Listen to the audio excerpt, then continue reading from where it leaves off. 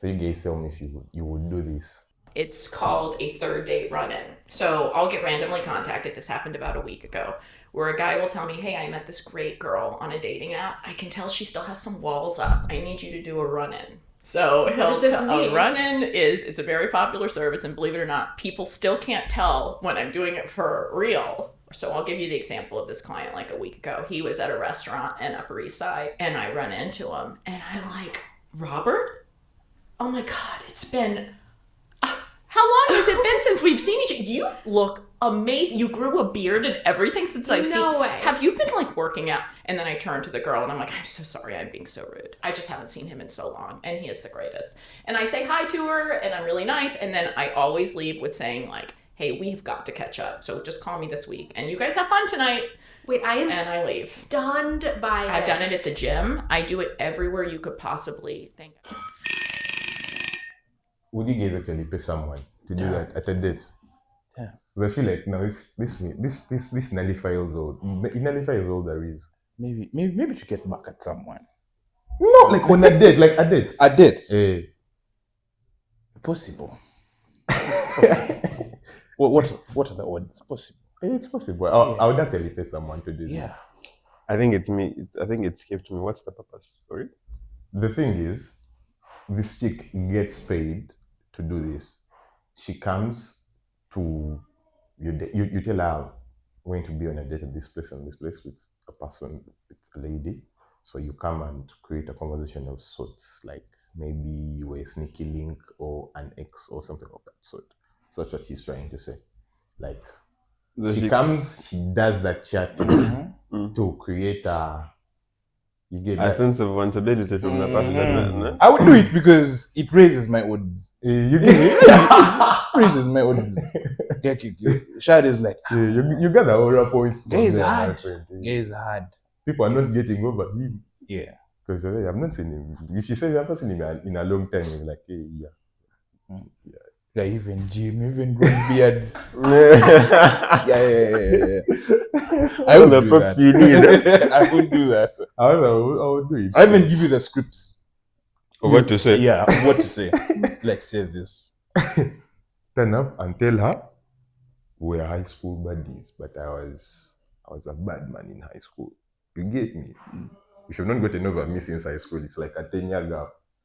How bad am I? Yeah. Type shit. Yeah. I know this guy is against it because he's a rich guy. He believes he's supposed to sit there, then he reasons. Okay, roses are red, violets are blue. It's not my fault I have game, bro. Guys, we'd like to start.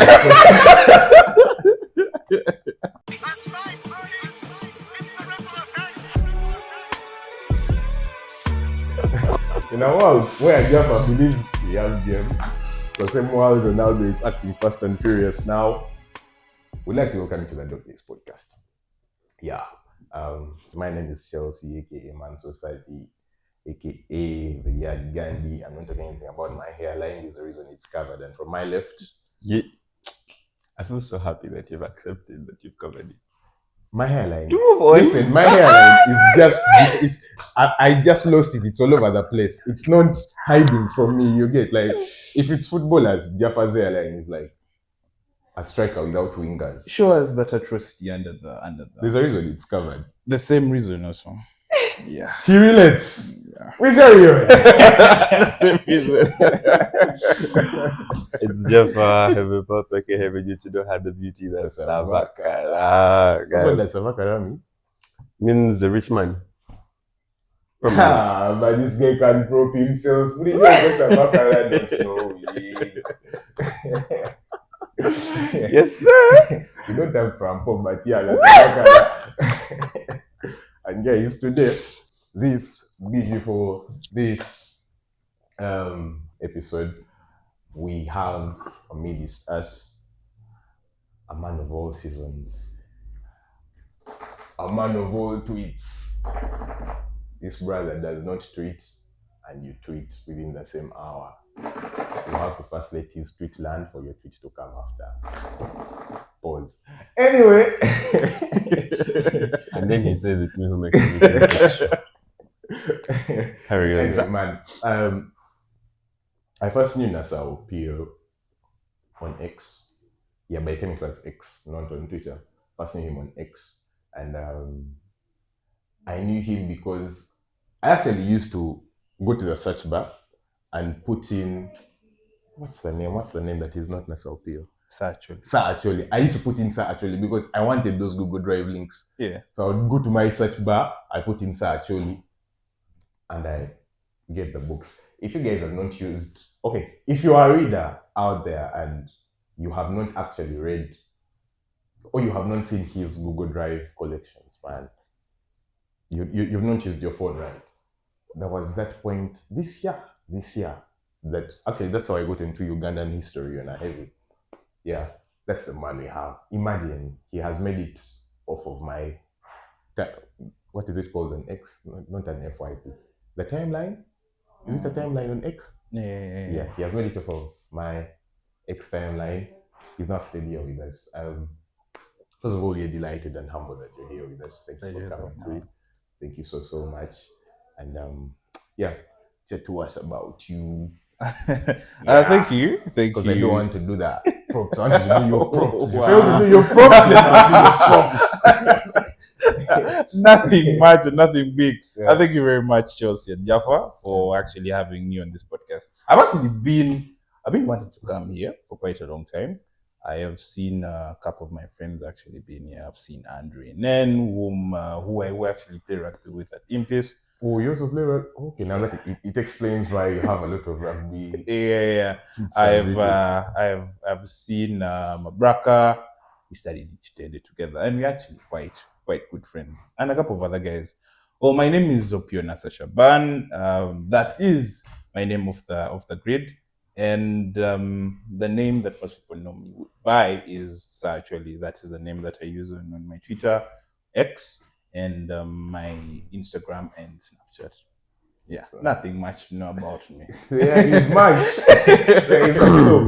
So, for your information, he does not want to disclose it, but I've been accused of this, and I'll plead as guilty as accused that we are overhosting law students.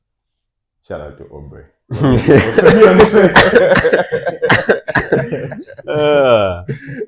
he is a law student at MOOC. Yeah, and please, shut your ass. Give yourself the props. I don't want to do the other things. Like, this guy has a catalog. He just ran me through it before you arrived. I was like, hey! But I'm not going to go into it. There's no way for him to actually do it. Okay. Once again, it is actually a pleasure. I am a law student, a third-year law student at Makerere University School of Law, and I'm a poet, free-time poet. In my free time, I do some bit of poetry. Which kind of poetry? Again, that's bad poetry. There's a genre of poetry called bad poetry. He just doesn't know that it belongs there. No, my poetry comes out of emotions. I always tend to write poetry and pieces when I'm pissed. Hey. Yeah. When I'm pissed, I sit down and I get the rays of emotion. Then I jot down something. Yes, so practically anything. So it means you have a little quote PBT in you. You just go. Yeah. Song of Lawino. I've actually written quite a number of them. Mainly they have a bit of direction to my dialect. I try to be as original and as local as possible because it's like everyone jumps on the bus of poetry, and when you read poetry pieces now, so everyone is doing the same thing. So you need a bit of originality and a bit of difference. So poetry, I do poetry. I play rugby. I work. I do some bit of legal research at a law firm in Kololo, and I am a muta. That is, I do a bit of legal argumentations that I want to ask. I've always wanted to ask because I see guys that you see you're mooting. Yeah. What is the point of mooting? Now, mooting is actually very good. It puts you in a court situation. So moot is you do not have to argue anything out of context. They give you something that they call facts, and that is confined to the walls of maybe a 4-page, actually to the four corners of of papers. You can say the facts of a situation is 14 pages.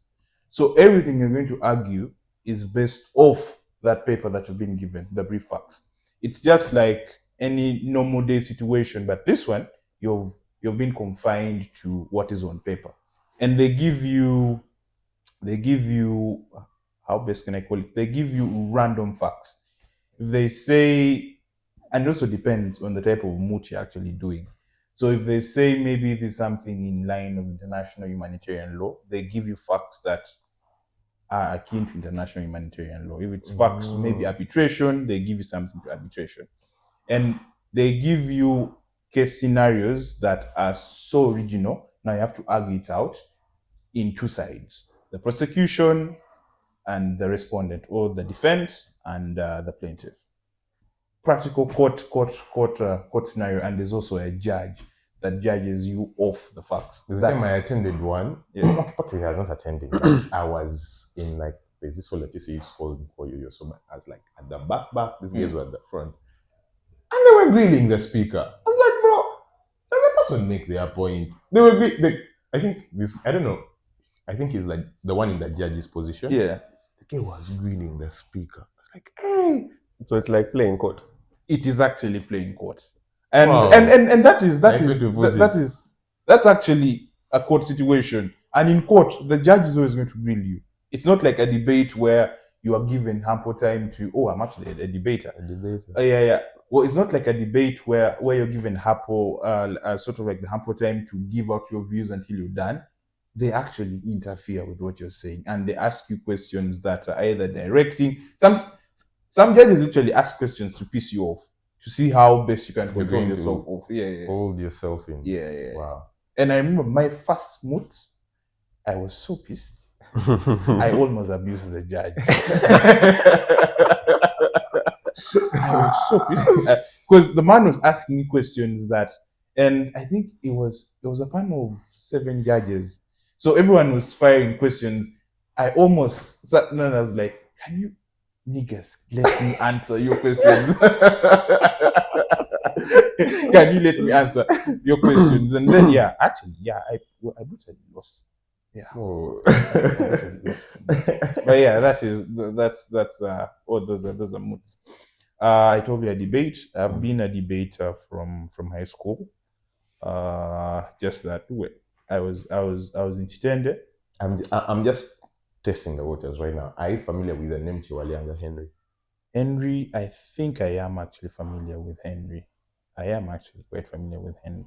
He better be watching, man. Yeah. He better be watching. I am making sure the world knows you, Chiwalianga. So yeah, I've done a couple of debates here and there with NDC, Debate Society Uganda, and Writing a World. And yeah, the other things about me will come as we argue along. As we push our way along. All right. So yeah, that is our guest. He normally has a set of questions he asks guests. So Yeah. Think of it more of like to get to the know mercy. you. But I realize every time people get awkward, they start drumming. No, I'm a lover of awkward silences. Clearly. Know that meme of talk to me directly. Don't go through that.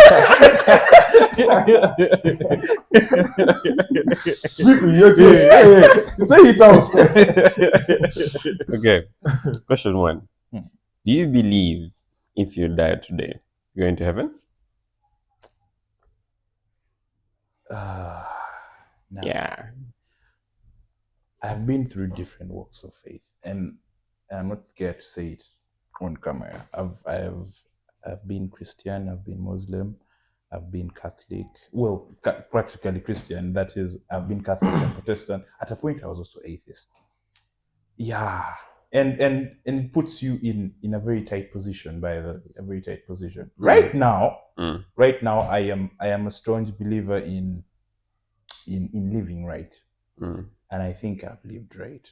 So if there is heaven, I'm pretty sure I have a spot there. Yeah. This man doesn't know. If you had to fight an animal, It's okay. what It would is it be? okay, bro. An animal. As a rugby player, what animal do you feel like I can tank this guy? Let me see. Have you seen that shit of if you see me fighting with a bear? Yeah. Save the bear. Well, the bears are really there are no go zones, especially the white polar bears. The white ones. But I believe I can humble a warthog. I can put a warthog in its place. You know, there's not those wild pigs. Yes. I can put them in their place because I would say a gorilla, but no, those things are yo. Yeah. Okay, this is a funny thing, but in my P5, we went to Marshall Falls. Not a study trip, just Western Uganda trip. So, and these guys gave us wild meat. I don't know if you guys ever eaten wild meat. That was my only account. I'm from of northern wild Uganda. I eat wild meat for a living. When you say wild meat, what is wild meat? Buffalo meat, warthog, elephant meat. Yeah, Does it taste any different from regular meat? it's actually better. I believe it's better. meat. Okay, I think we ate warthogs, but okay, it was the first time, and we were all complaining. We're like, what kind of meat is this? What are we eating? Funny enough, sometime when I sent to our, I don't know what to call it. Let's call it one of our fiery homes outside. I got attacked by a warthog, and You got attacked and it grazed me with its teeth. But it's only on this podcast so you get such confessions. Oh, like I remember I was scared and I was like, man, I'm going to die because of Pumba. I was like, this is not right, bro. But like, how did it get you? They're like, How? we were, okay, my mom said we were herdsmen, right? So we were out, no, I sent there, I think, to learn the ways of the cow. Right?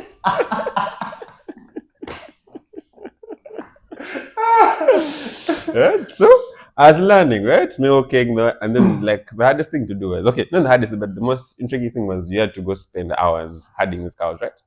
Getting them from wherever they are back to the well to drink and whatnot. So over there, it's like an entire bush area, bush, like a fucking forest. So we're herding, and this guy just comes out of nowhere, first looks. I'm like, I don't want. So I look around, and no one else was there. You're Like- going with people. Yeah, we're good, like two guys, but they were so far behind because I was like, since I was the new one, I had to be there and like to lead the young guys in front, right?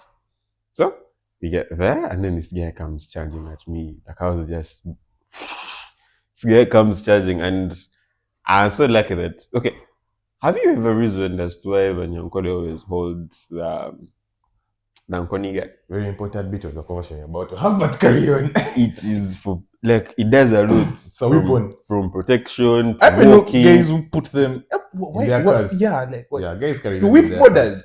Yeah. Yeah, guys actually carry I have them in an their cars. uncle one time, this border guy tried to mess around. My man didn't complain. Packed his beaker, went to that boat, whipped this guy in the back, and drove off. Sometimes borders deserve that. Anyway. Tight. But, so I was there, when this guy comes charging at me, I get that stick, I try to beat it. The guy is trying to nab my leg, I jump, so it tries to hit me with the tusks, right? So like, I grab the Nkoni, then put it down like this, right? So while it's doing like this, and then while it was trying to bite, it grazed me here. The scars there grazed me here like this. Scars of war. Yeah. Battle Max. Battle Max. That 1 month was mad, bro. How old were you at the time? Quite recent, bro. Quite recent. Hey! Yeah. I wasn't young. It's quite recent. I think like warrior. last year. I think. Warrior. A warrior. The next question. What's the riskiest text that you have sent to a female, and what did you do after? Yeah. The riskiest text I've sent. I think a while back, very long time ago. Yeah. I think I liked some China, and well, I sent her. Yeah, you know these things. I liked it. Then I switched off my phone and Let's switch off my phone. Yeah, switch off my phone. Open it The next day. the next day. That- The evening. I think I actually opened it in the evening, and it was great. Hey.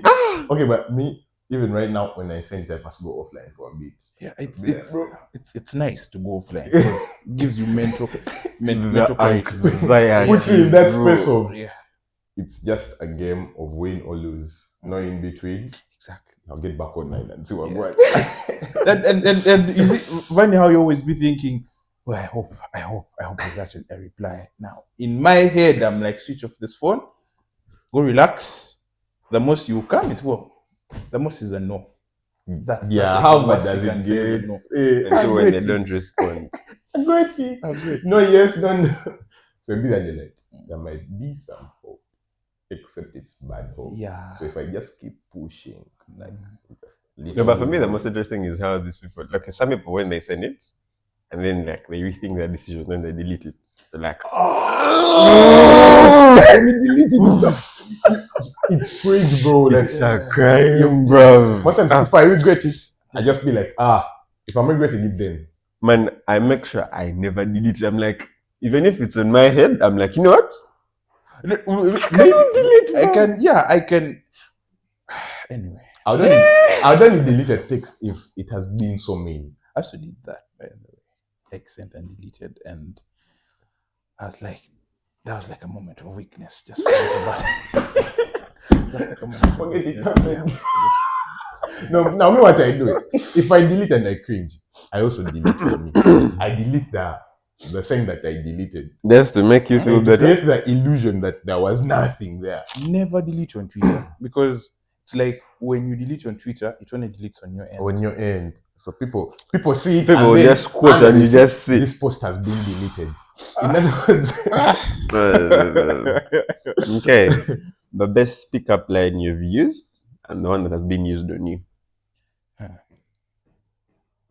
I remember I used to beef guys who play rugby in high school because you guys would get all the Chinese and like. So postscript, this guy first on rugby before, but let's carry on. He did. Yeah, he did. By the way, he looked like a winger or something. Now, Oh, funny enough, Mm. I've had a more successful rugby career than him. Except mine stopped in S2. Yeah. He's continued up to Form 6, but mine was more successful than his. Kati, You can imagine. you know what? Love it. How much? Anyway, have you like ever attended maybe nationals, East African? No. See? No, like, okay. let me explain, yeah? Yeah. Because I remember when I left high school, I still was very pumped about it. Mm. We came to uni moves, right? I'm at Mm. moves. So we used to play, and the coach was pushing us for like going to Chadi and whatnot and all of that. Yeah. But I got caught up because by then I started dabbling around into university politics. Mm-hmm. So it was very difficult for me every Monday, Wednesday, and Friday carry a big bag, right? Because I'm not in hostel. Mm-hmm. So I come with my big bag. So heavy, it has boots, it has jerseys, like a full kit. Enter class, I tell you have a tie, you have to go sit in front, talk to people, this and that. End of the day, you go and strip on the pitch, then you play. So Well, that's even better because you're losing. You get after a long day. But it got too constraining because I had to attend from morning till evening classes. Wait, so that was the thing in school. Yeah. Because me, I was forced out of rugby, but Why? Injuries? What? and this person actually reached out when he saw that TikTok. I injured someone, like heavy, like around the back. But he reached out recently and was funny enough, he was now telling me he is sorry. My dream got blown out very early in life. So you were traumatized. No, I almost got expelled. And Henceforth traumatized. You know, yeah, you were traumatized. You know, it's actually, okay, accept this it. year, Accept it. This year, I was also traumatized because of rugby. Remember, I think mid-year or like at the start of the year, I was training for a club called Eagles. Eagles, yeah, Eagles. stand. And then we had a friend that died. May you so Ronnie. rest Yeah. in peace. So that stuff messed us up. Like, yo, games, man, rugby, and it happened at Chadondo. So it messed me up, and I've always been having this back and forth rugby with my mom, and she was like, man, leave that game. game is too rough. Like, something has to kill a man. Something has to kill a man. Something has to kill a man. Anyway, So yeah, that's it. rugby players out there, man. When you get concussed, man, step back. Someday or something. But yeah, I've had my funny share of concussions, and it was mid this year. I had my funny share of it. It was a serious concussion, like very serious. And I think I was concussed, and I was asking for my mom on pitch. That was how bad it was. Like, concussions are hard. Honestly, I feel like that happened regularly because there's also a guy on the pitch. My ass began crying, "Mama, Mama!" Bro, like we were scared, but we had to first laugh. Honestly, we are laughing, but we are not laughing because we want to laugh. Concussions are just so dark. I can't even tell you guys the things I'm seeing. Concussions are so bad. I even oh my god, let me not even go there. But The pickup lines. I mean, girls have had their ways, man. Girls have really had their ways. But you said the best pickup line used. Well, I think I had a girl that actually one time approached me and held me by the chin. Man, shout out to all the go-getter females out there. like that level of confidence. Like don't say nothing, but the level of confidence you have. That was like tight. And But yeah, those people be come and touch my chin. quiz me in the corner, and you know when you really expecting that from like a female gender, then it happens. The shock. Like the shock. I'm like, what the actual hell? What's happening? And then all I can remember is she talked. Well, she said something about dark chocolate, and that was all. That was it. I was like, They had you. Take me. I'm here. I'm all yours. I will follow you wherever you go, Kalisi. Take me. Yeah. The last question. In case you were to swap bodies with a female, who would it be and why? Swap bodies with a female. Question is tricky as hell. just recall the thing. I recall the tweet of imagine you were Jay-Z for a day. Someone was like, bro, Beyonce need to have a long day. I saw that. Female. I think female. It would be Ichi Azalea. Yeah. That's a lot of weight to be carrying behind you, but come. Yeah. Why? For reasons. I mean, it speaks for itself. Okay, honestly, me, I'd go for someone that's not straight. Someone's not straight. Yeah. What? You want to test the waters? You want to see how it goes? Because I'm thinking I'm going to switch bodies and I'm going to keep my mind that I've switched a body. So either way, I'm going to be looking at me and I'm going to be cringing. Like, what the fuck? No. So I'm going to be looking for someone that's, let me see someone that's not straight. Cynthia Erivo. Except nowadays that Ariana Grande doesn't look our. Yeah. But I would be Cynthia Erivo because. Wait, Cynthia is that bald chick who's gatekeeping Ariana? Yeah. I would kill to gatekeep Ariana, but I'll first put her back Have you in seen shape. how she looks I'll now? first put her back in shape. But like, those gays are, I don't know if it's like. At first I thought it was cancer, but it looks intentional. I don't know if it's occultic or something of sort.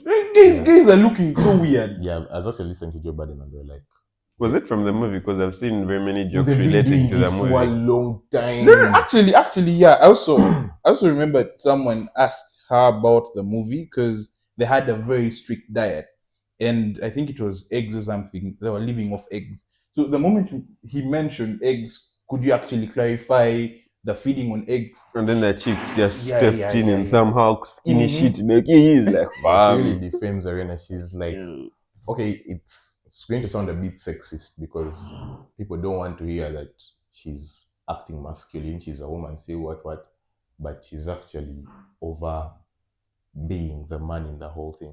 But then I'd be her. Wait, they are gay. So they're practically in love. Sort of. Cynthia Rivers dated a woman before. She so- literally came out and played with us by giving some term, but we know. We know. Trust me. We definitely know. Yeah, so I'll be Cynthia Rivers, except also looking that clapped. Yeah. No, she doesn't look nice. Big and sub. But still, she has carved. Do you know the crush I had on Ariana Grande in Victorious? For real. There is that last scene of Victorious where she gets her chewing gum and gives it to the other guy, the guy that was holding the puppet in Victorious. It was like that dude. And the guy chewed it. I was like, bro, I'd also chew it. Shout out to Ariana Grande. She had a run, man. Ariana Grande. She was actually nice. Yeah, she was nice, man. As a kid, She was nice. she was my first celebrity crush. I won't lie. I never rated her bad, I won't lie. Test, bro. Test, but carry on. So like, let me say you would pick a straight person. Would you serve your boys?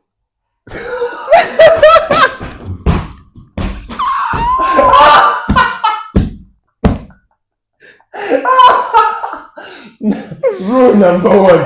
No! It can't happen.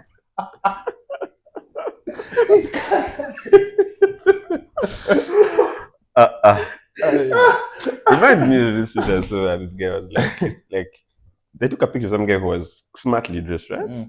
The guy comes in and is like, oh man, if it was me and I was a chick, I'd let you hit.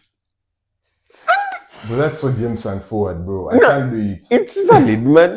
Someone steps up clean. Let the People boys up to me. have a taste. Anyway, so that they can have it in their bag. Like, stop that shit, bro.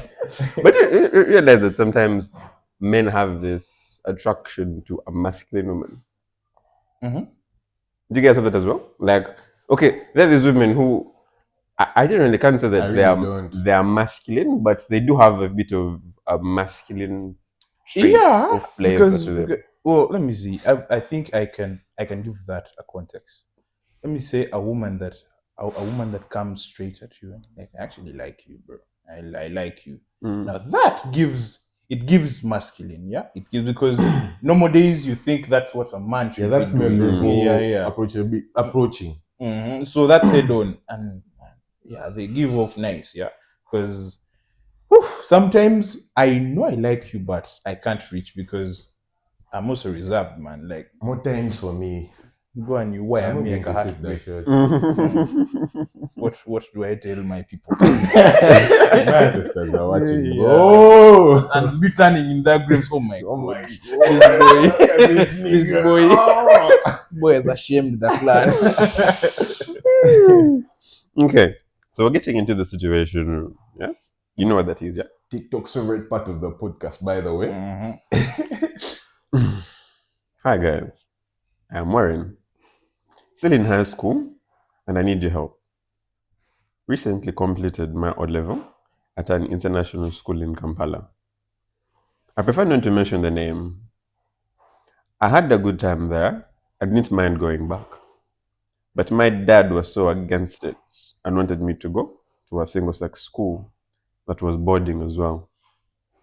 I'd never been in a boarding school, so it would be my first time. Fast forward, and it's now a year since.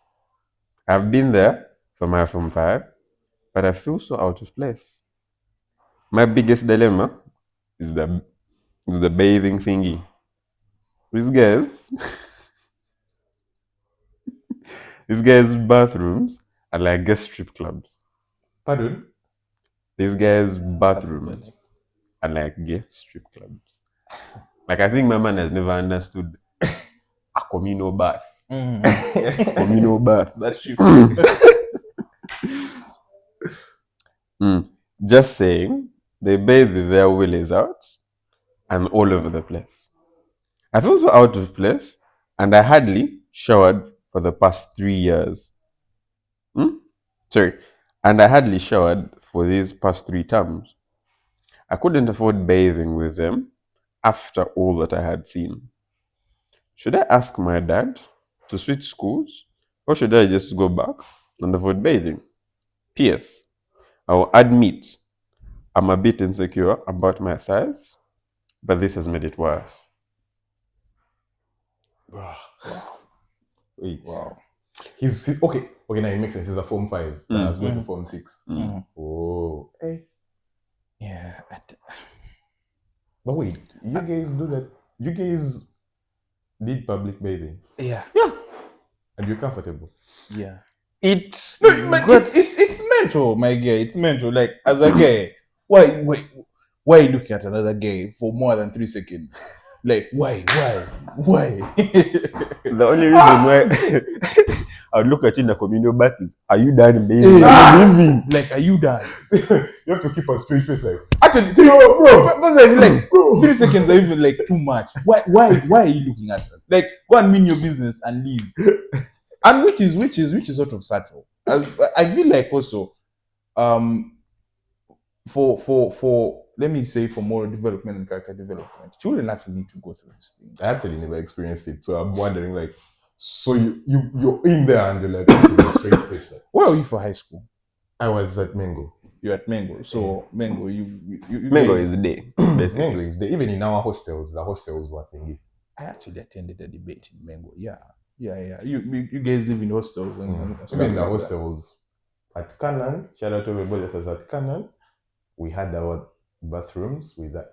At first there were curtains, but then we got doors. So everyone had their private time in there. But like, I feel it requires a bit of getting used to. Because even because in senior, I had, I don't know what to call it, but the Form 6 boys didn't like me. No, you were stealing it, the women. See. This guy. In my defense, my mother believes in the whole lineage school thing, right? So my big brother was at Budo at first. Then the brother that I follow also was at Budo. So she's like, man, just go there. So I remember on the day that I reported, the brother who I had in the school came with me that day. And he was one of those popular figures. He was a light-skinned boy. So he had friends who had carried on, and now the friends were in Form 5. So he brings me there and he's like, hey, hi, this is my brother. Yeah. And as I'm a very likable person, I don't say as a very likable kid, but I'm a very likable person. Despite your Are disagreements. you, bro? See- Are you? Do Moving you on. agree? This guy has just met you today. So With the breaking of the bones and you have done it before the shoot today. Make sure to do it before camera starts rolling. very, very cringe behavior, by the way. If it was possible, those of these It people helps me relax. But anyway, yeah. So they become my friends, right? And they sort of adopted this thing of like taking care of me of sorts. Whenever it was supper time, they'd come and get me, I would sit with them and blah. But these were A-level lads. I would also not like you for that. I don't And- like guys who be getting free Yeah, things like just they- like that. yeah. Like They- hustle too. We also hustled, bro. They would not mix. Someone laid ground for you. Yeah, someone you didn't. Hey, even as your classmate, I would beef you. That was standard. Like, why are you getting free stuff? Like, hustle with us. Be part But of the anyway, grind. moving on, right? So it caused a lot of contradiction because by then at Budo SS, right? The A-levelers would wear grey belows, pants or skirts, and then the O-levelers would wear black. So it would always cause this attention everywhere we used to move with them because they were like, first of all, they were really taller than me. And then they were all grey skirts and I was only black trousers there. So beef was everywhere. I remember there's a girl who I had a crush on, and I told these girls, and they would tease me about it. But she had a boyfriend. So where the beef came from with this guy was sometimes she was in the pitch with him. I think they were together. So I walk by. She sees me, right? Because I remember it was like a Saturday, and I was idle, so I'm walking around from one. She sees me, she's like, hey, hi. She calls me over. We chit chat a little, and I'm like, hey man, I'm bored. So I pick up the signal because I spent some time with my big brother. So like I knew when something was going on. I was like, man, let me let you guys do what? Get back to whatever you were doing. As I'm leaving, the chick is like, no, let me come with you. Why don't you this motherfucker? What the fuck is that shit? Man? So Like no, initially once you saw them, you had to turn. Where were you going to greet? I didn't go because me I saw You were them creating and I awkward walked. air. You never even had to pass. Once you saw them, you had to turn back. Anyway. So she moved along with me and went to Zanzibar, and then we had like a conversation. Like we laughed. So from that time onwards, this like a bad air began moving around my guy. He would see me and it would be a stink eye. Reasonably, man, the man Guys, had justified reason. hey, Let me tell you, even if it it's were like you, man, I had no Okay, that was chance. reason. As a Form 1 with a Form 5 babe, guys, it logically doesn't make sense. You don't This know that. babe would have to be a fucking then pedophile you to don't accept understand anything to go on. relationship paranoia, bro. My next thing of age is just a number. Form 5, Form 1, bro. And for being knowing their women, Yeah, by the way. guys, yeah. Calm. No, see. I would be insecure if maybe it was a Form 1 or Form 5. Because but that is You reasonable. being a Form 1 even gives them more Form reason. 5 and a Form 1? Come on, guys. Form 1 makes more sense for her because no one will suspect. Yeah. No one thinks it's practical. She could practically go behind the thing of, I'm actually trying to take care of this guy. Whole time you're swinging that thing.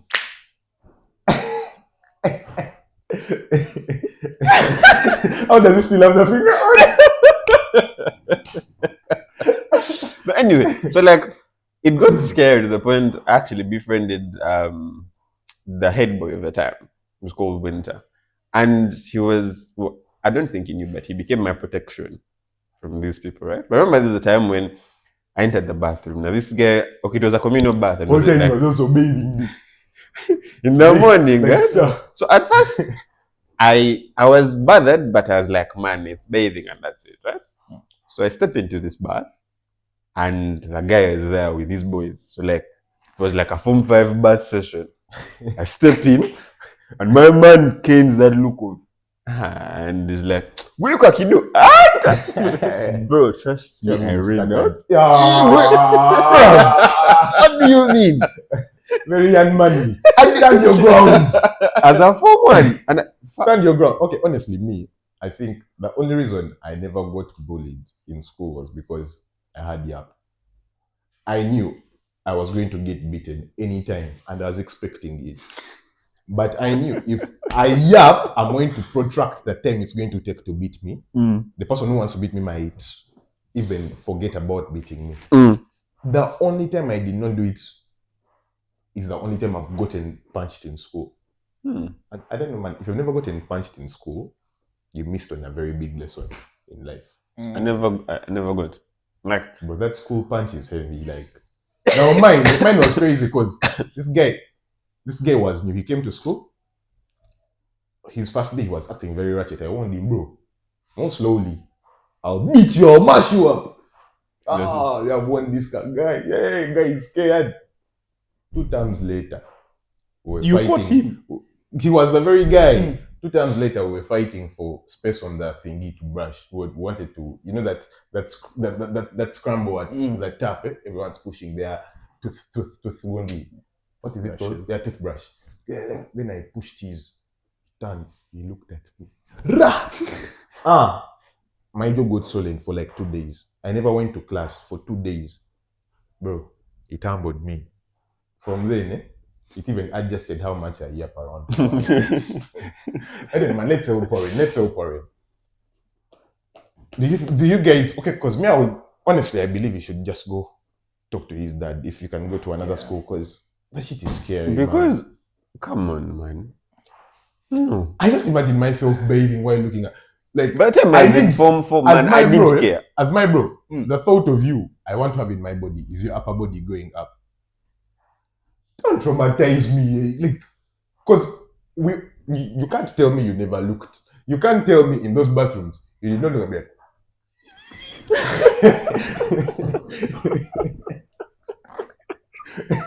No, lie to me and tell me you were just there for bathing. You were just bathing. You went, picked yourself and your sponge and just bathed.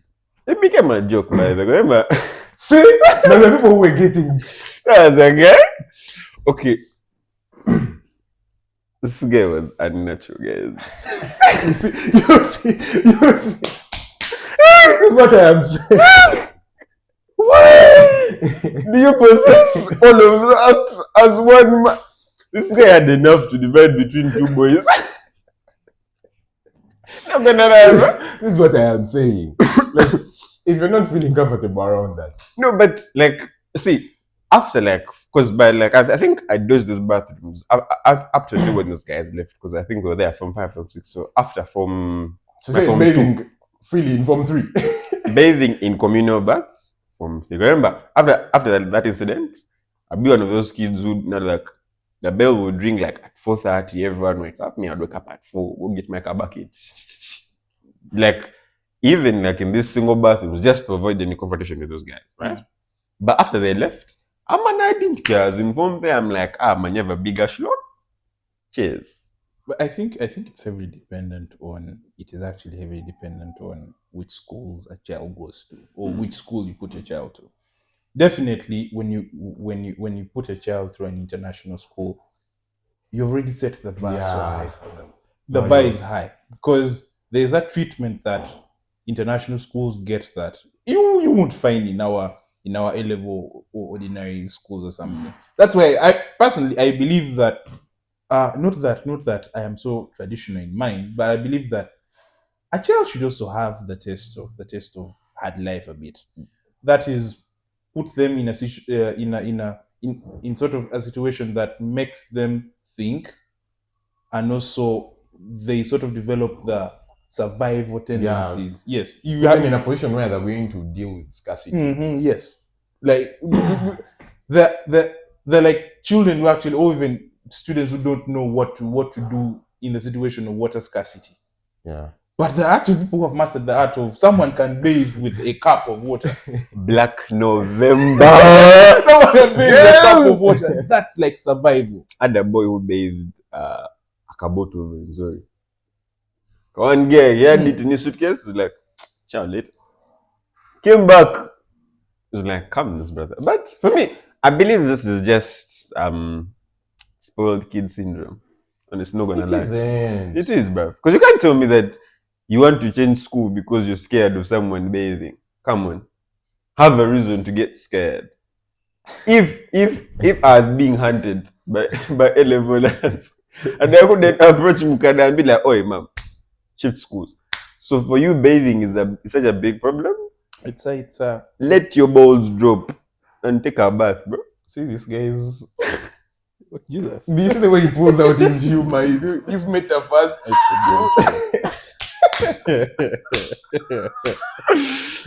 So, like, I feel this is just a very stupid thing to say. So you guys believe you should just brave it and brave it. step out there. Step. Because you can't tell me this is a reason, bro. It's going to feel like, because he's already told you. As a man, you need stories to tell. See, you need stories. you have to be confident. Even if you carry a tiny willy, be strong. Be strong. Love yourself the way what you are. That's what Christians believe in it. Okay, this guy is one more and believe you should go back. But man, I feel like if you feel like chatting to your dad, and because if it's giving some bit of nostalgia, go back to This your is- soft life if you can. This is why this generation of men are becoming pussies. No offense to the pussy out there, but pussies. You can't tell me that is a reason of anything, bro. Get beaten, lose a tooth, lose an eye. I'll shift your school.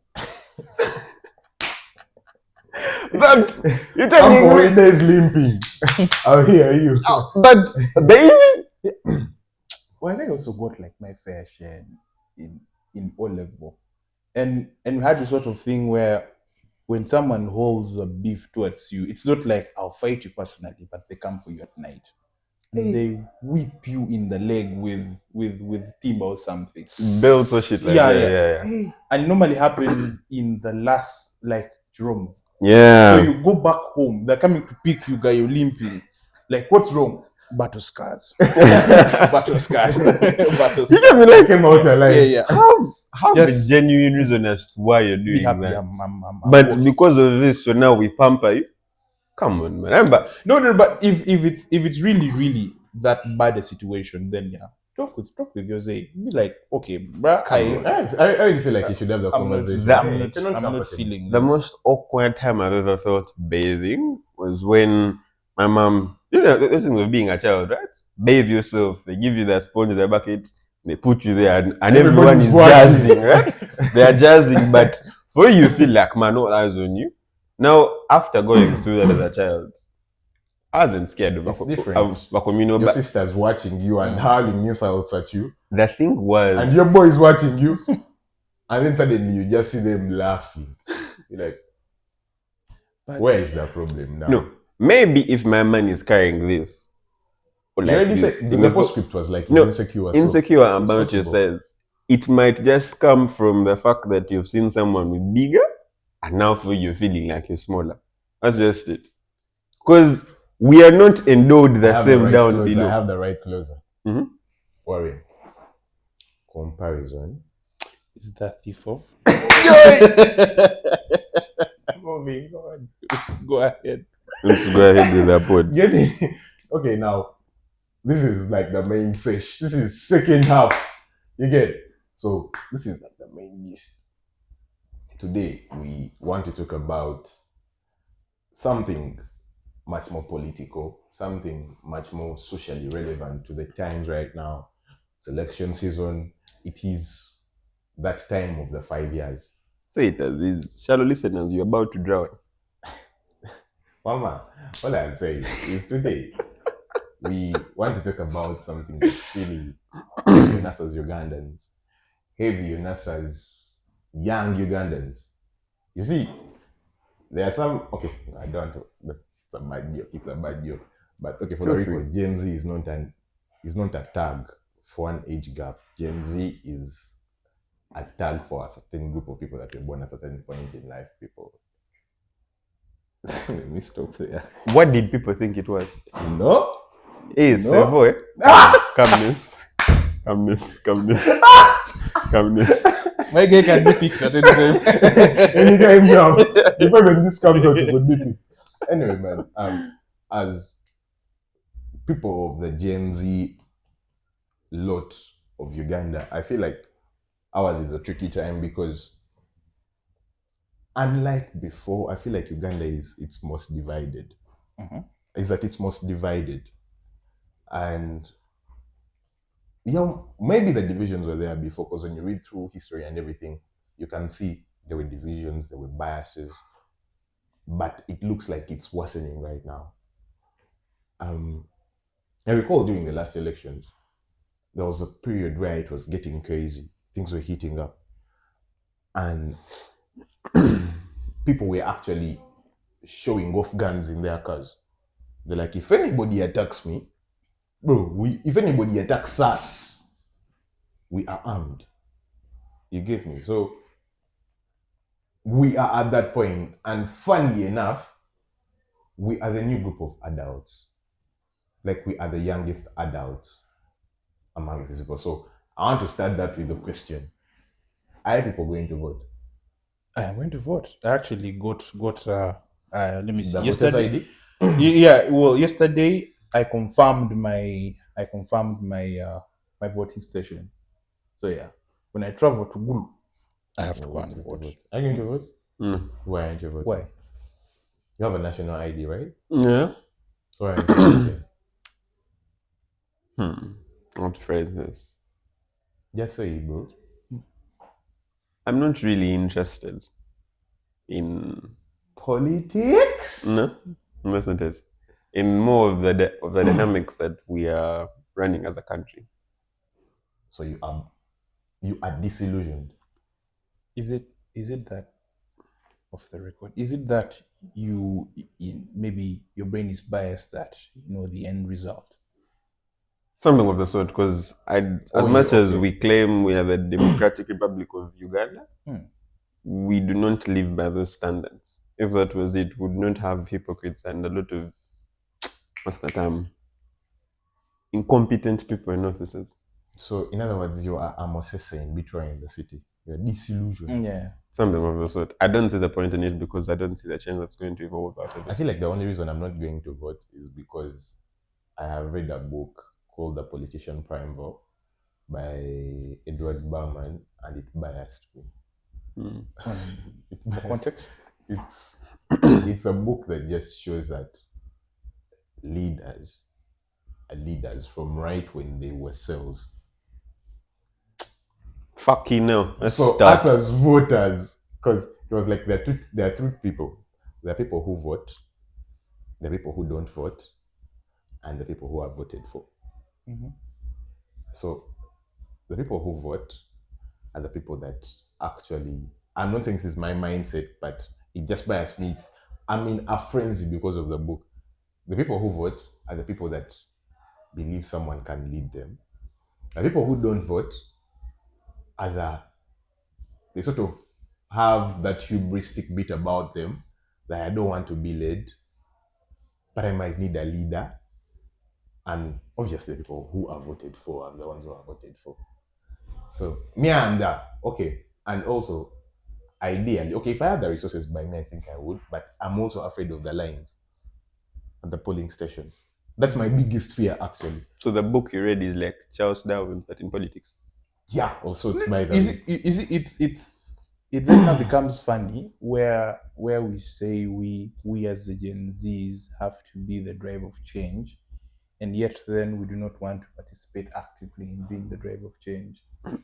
So if you believe within your right state of mind that one day sometime maybe you deserve a better Uganda, then the drive starts with you, and you can.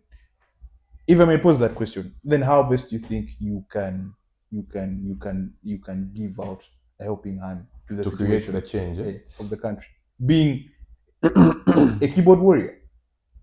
Oh, that's him. I don't. And you see, the funny thing is, keyboard warriors don't vote. Yeah, that's the truth. They don't vote.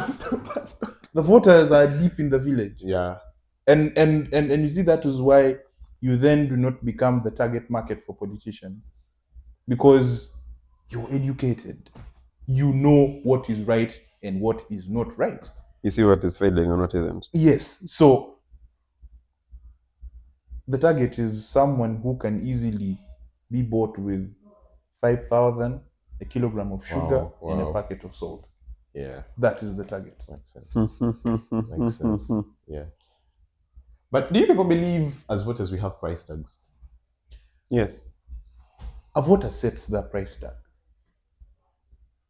If I am accepting a kilogram of sugar and 5,000 or 2,000 offering me from my home to the polling station to vote, I have put that as my price tag. And a politician will always go with that as my price tag. He knows that after 5 years, this is the most I have to do. But you, as a politician, if you decide to put a higher weight over yourself, then also politicians would have to adjust to that. Exactly. Oh wow, yeah. So there is something. You guys can ignore this question if you're not comfortable answering it. But okay, let me just put it out there. I'm not going to ask you individually. Do you guys want to share with us who you believe is ideal for the country? Because I'm trying to drive it out of somewhere. Who I believe is ideal amongst the candidates right now for the country, who I believe is ideal. Now, my answer is even quite long, but my ideal president would be Mugisha Muntu. Do you have an ideal leader in this race that you would easily pull out and be like, yeah, that's the guy? I have one who I don't think is ideal, but let's not go there. No, okay. It's okay if you don't hear that. But what I'm trying to drive at is people look at these leaders and they identify with them, but based on funny standards, based on funny reasons. The reason this really crossed my mind sometimes is because I was having a conversation with some senior citizens of the sort, and we're trying to say, we are so divided. What's the solution? And something came up, and we're like, a new language. So this new language. No. They were like, we need to get an official language to create that unity, that we all speak the same thing. Yeah. And I told these people, I hear you. But one, that is only going to be possible if the president is a Muganda. Because Luganda is the most widely spoken language in Uganda. Okay. You go to the north, there are people that are speaking Luganda. You go to the west, there are people that are speaking Luganda. Go to the east, people know Luganda. Everywhere, people are speaking Luganda. So I feel like Luganda is the most practical language. But it has very many downsides to it. Very many people will turn it down based on the fact that it is Baganda. Hence, what I'm trying to bring up, the division we have amongst ourselves. I was once listening to KFM. I think it was, Andrew Mendo was even present. He has those guys around him. I really like Andrew Mendo, even when he's saying things I don't want to listen to, because he has nice ways of reasoning. He's good, yeah. But then, I am sorry to put it this way, these are professional journalists, but these guys around him, the young ones, they have some sort of sycophant-ish energy around him. I don't get it. So this one was like, the Baganda say Uganda Pontiko. On top of who? You get? So, as a country, there are these sentiments. And, well, it could be very protracted, but recently it has also been coming out. I think it was Kakwenza that first tweeted about it, but in the same period, Spire also had tweeted. Then some sort of discourse about Uganda dropping into a potential genocide. And okay, I've done some reading over the past days, and it looks like it might not happen given what causes a genocide. But I disagree with that. You see, when I feel like this matter is it is so big that it's one that even requires a lot of time to really sit down and try and. Now, from the onset, Uganda comes from Uganda. That would be the downside. Okay? And personally, I believe that putting or imposing Luganda as a national language, because now the debate is an official language and a national language. An official language, to put it clear, is that language that it's either imposed or adopted from your colonial masters. And for that fact, English, it's our official language. A national language is that language that is akin to a people. Oh, so Kenya's official language is English. It's English. But the national language is Swahili. Yes. Oh, okay. So now that is a language that is akin to a people. That's why you know that if you're walking through the streets of Mombasa, there's someone who's going to speak Kiswahili, and someone down in Muranga will actually understand that Kiswahili. That is a national language. It is akin, everyone literally speaks it. In Uganda, we have a different aspect to it. There are different tribes, there are different societies, and all of them speak literally different languages. Now, adopting Luganda as a national language is chaotic.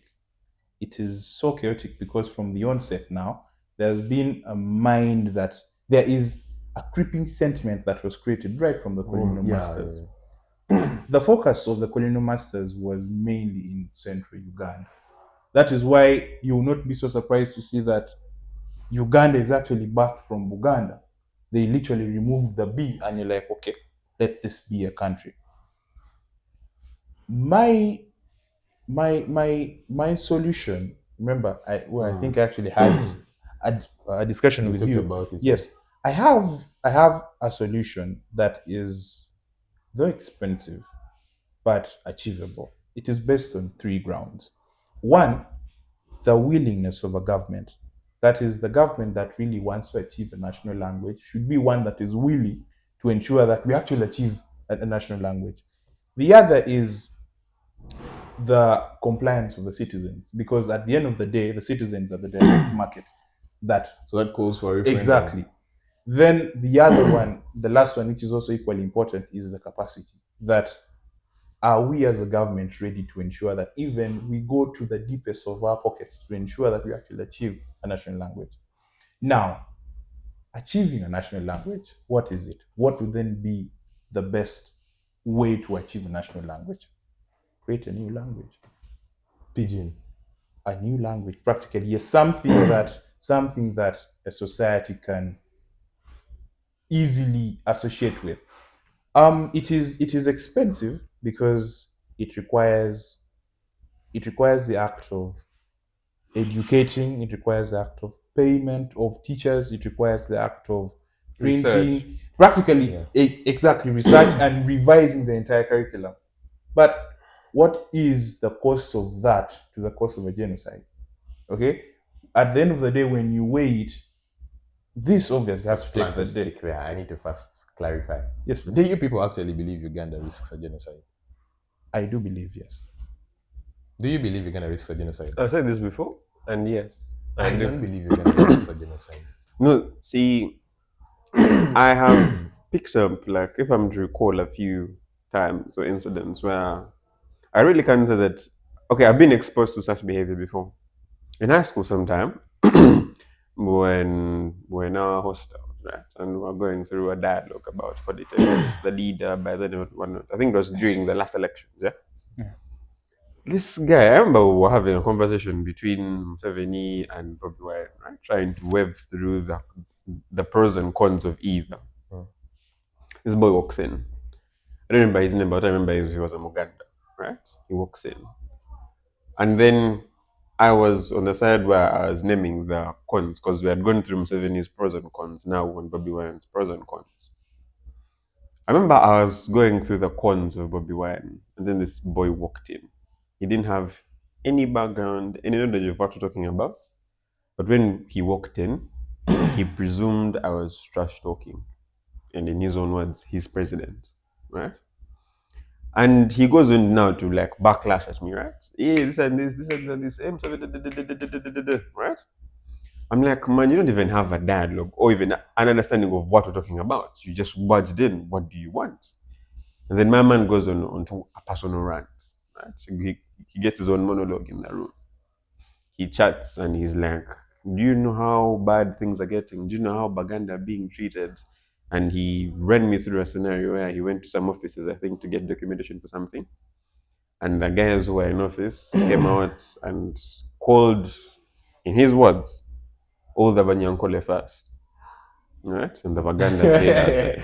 But does this really happen in offices, man? I don't know, but according to his experience, they called everyone in, and when it was his time to go, they told him we're out of time, come back the following day. And to him, it went on for a recurring amount of days until when he was worked on. But he attributed it to tribalism in that sense. Yeah. And I remember he distinctly said a statement that haunted me for a while. He's like, because I'm called Ntege, right? But I do have But you look like the laugh even before you like a Biomo Hanji. the laugh even before, but yes, right? My mother belongs there and she's quite mixed there, so I am an interbreed of that side as well. I mean, you're getting attacked by Wathogs. I mean, come on. They're not even related at all. It is! Like, where did they attack you from? Another In the nonsense. village. Another nonsense. But this man, okay, this boy made a statement. I'm not sure if it came from a point of ignorance, but he said that, and if I'm to quote proper, Nivampa ejambia njatematema abanyankole bonna nawe nga muli. Right? Mm-hmm. In case memory serves right, this was the exact statement that he made. And that on its own right scared the fuck out of me because, man, I don't know. Because when I'm in Baganda, I'm a Westerner, right? I don't look like them. I don't have the nose. And apparently my Uganda offends some people. Right? And when I go to the West, the fact that I look like them, they embrace them, but the fact that I'm not as fluent in their language also causes a contradiction. That, man, you're not one of us, you look like us. You understand? That's there. Yeah. Now, move it aside. The second incident now was from the Western side. I remember sometime when I was going back to my place, essentially, and I boarded this guy. So, most times whenever people see me, whenever the Westerners see me, they're going to assume I'm there, yeah, and they're going to just go off the dome. Nyankole, Rutoro, anything, even Rwandese, right? And most of the times, I can keep up with what they're saying, right? But sometimes, okay, I have to pay too much attention to keep up with certain accents that they use. So I can't keep up all the time. So this guy is, I go, hey man, I'm going here, I'm going here. Like, and he said something in Nyankole, right? And I sat on. And then while he was driving, he's like, hey. Now he asked in Nyankole that, do I speak Nyankole or do I not understand it? I'm like, I do understand it, but I can't speak it. And this man made a very braggant statement. He's like, Tochimani NNC Yabanyankole. Or no kuiga Olunyankole to survive. That was his statement.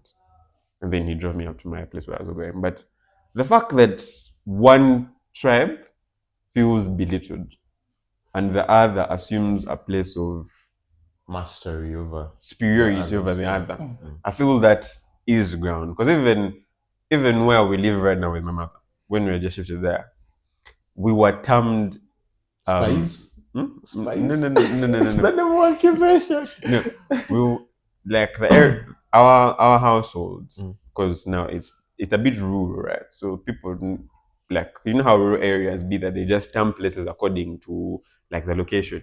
Hey, au kumpi no mti gwa gomiembe, something like that, right? So our place at first was termed Iwabanyaranda. Whoa. It got so bad even a border guy, when you told the border guy, because it's a bit of a distance like from the main road, into the border guy, this man will drop you now do like, come on, man. Understand? Like even when like we just moved and then family members were coming like to check on us, they come, muno nyabanyaranda, baliwali. You understand? Wow. Like it got to a point whereby it got disturbing to me, the fact that we claim to be a unified people, we all want change, but we are all categorized in We have a tribal superiors. profiling of sorts. Exactly. Now, for me, I believe that is ground, because if you do, I'm not like, I won't say I've done extensive research about the genocides, but I have done a bit of reading through here and there. But these were the, how can I say it, the basic cause of these things. Like these were the small roots that eventually sprouted into a massive death of people. Yeah. I did some digging on what happened in Rwanda. I still am, but the little I have done, I won't say the much, but the little I have done has made me realize, you see, a genocide takes an intentional imposition of a certain group of people on another group of people. And I don't think, because the thing is, in the 1995 Constitution, law students. Cook. In the 1995 Constitution, there is a group of all ethnicities in Uganda. To which the Banyarwanda also recognized this. And it's about 50-something people. Banyarwanda? No, Yes. Banyarwanda not. What are they? Because it was one of the reasons they go back to Rwanda. Under the tribes that have been recognized under the Constitution, the Banyarwanda was recognized as a tribe in Uganda. I wish I had the Constitution on there. I really don't think, because the account I read was like, Banyarwanda are not recognized because, the Banyarwanda are not recognized as an ethnic group in Uganda. And that's why they went back through the RPF to Rwanda to sort of gain what they had initially lost and thought they had come here to salvage, a citizenship. So they went back to Rwanda where they belong, because Museveni had promised them, because they made a very big chunk of the liberation people. But at the final bit, people were like, no, they are not a part of us. Actually, I don't think they are, because that is why this Gashumba guy is also fighting for Rwanda's recognition in Uganda. But, okay, what I'm trying to drive at is, it takes something intentional. It has either been, when you look at, because I believe what happened in Palestine was a genocide. The Israelites have done it for a long time, trying to impose themselves on Palestine. In Rwanda, it was colonially orchestrated. Can I interfere? So, under the third schedule of the Constitution, Uganda's indigenous communities, as of 1st February 1926, it lists the tribes that are actually present in Uganda. And number 20, the Banyarwanda are actually recognized as an indigenous community in Uganda. Number 20. Wow. Okay, now, oh no, the account I read was citizenship. Citizenship, because citizenship goes back, was it generations, 3 generations? And initially it was, yeah. Was it? But now, okay, now that's crazy. If now Banyarwanda, but okay, yeah, it makes sense. When an indigenous communities like tribes that have actually set for a long time and they form part of the community. Okay, so using that, because now I have to incorporate in what I'm trying to say. When you look at it, it has always been these people trying to get a community of people and assure them and control everything around them. This, because there was even a question of Bahima wanting to create their own ethnic group, and Museveni closed that out. See, so it is all Banyankole.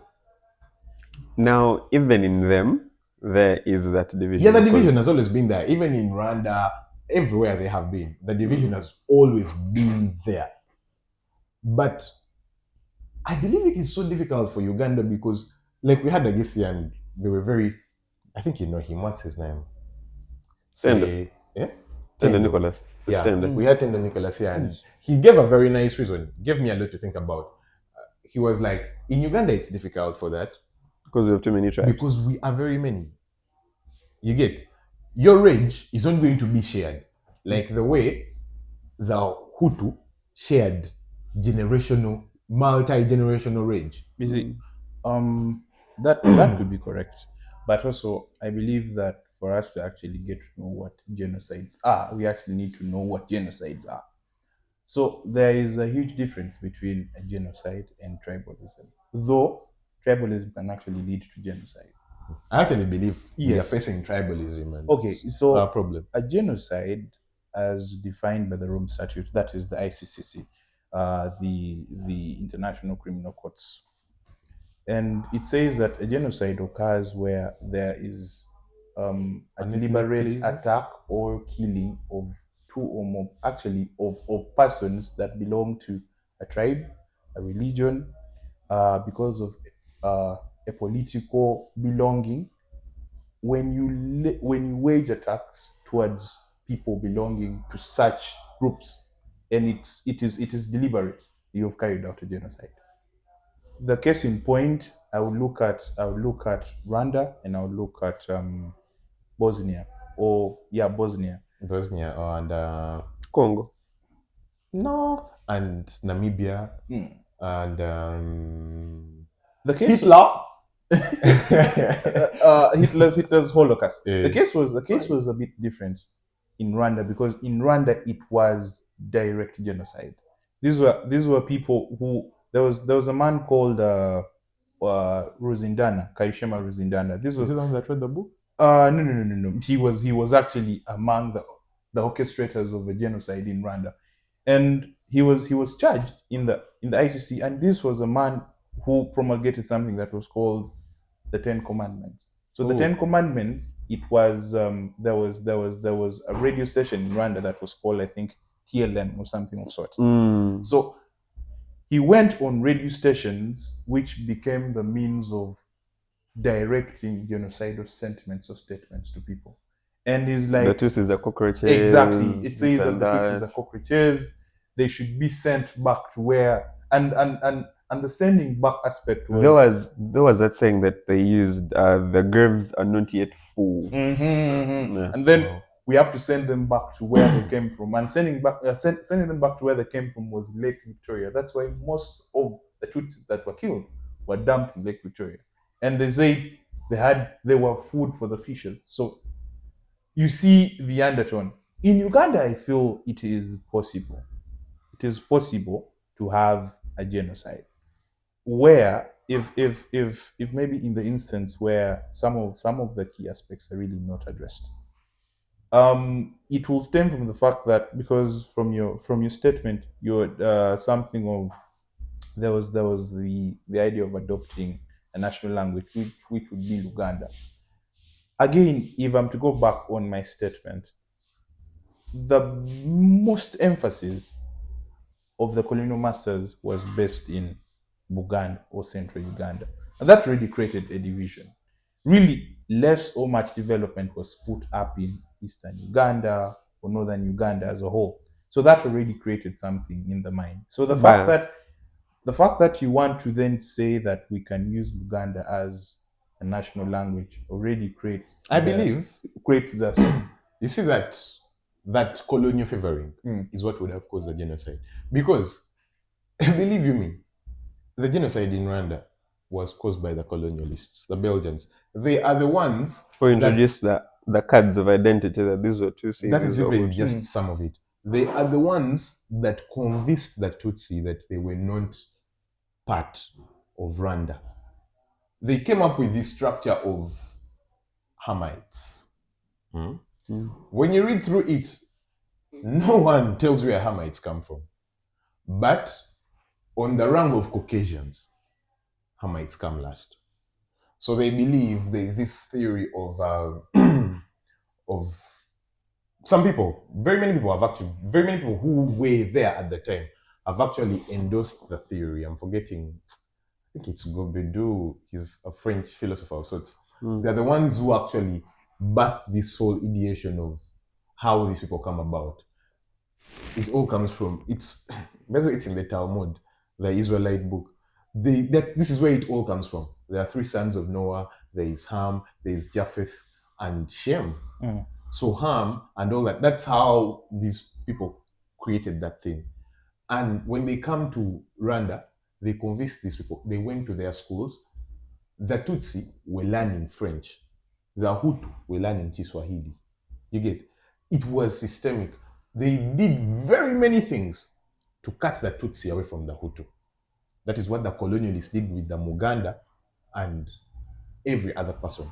So when we lost Baganda dominance or the potential dominance of Buganda, I feel like we were saved from such a catastrophe.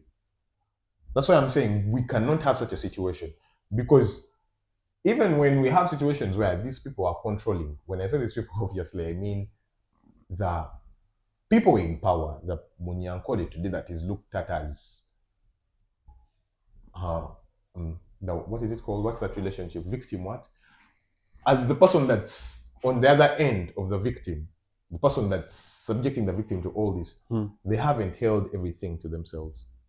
You get? Yes, there has been some sort of favoring of themselves in these institutions where they are put, but they haven't taken everything to themselves. And then you see why that if I'm even to take that aspect, it is why I would not really at this point in time want a president to come from northern Uganda, or even want a president to come from central Uganda, because you see, in politics there's something called politics of revenge.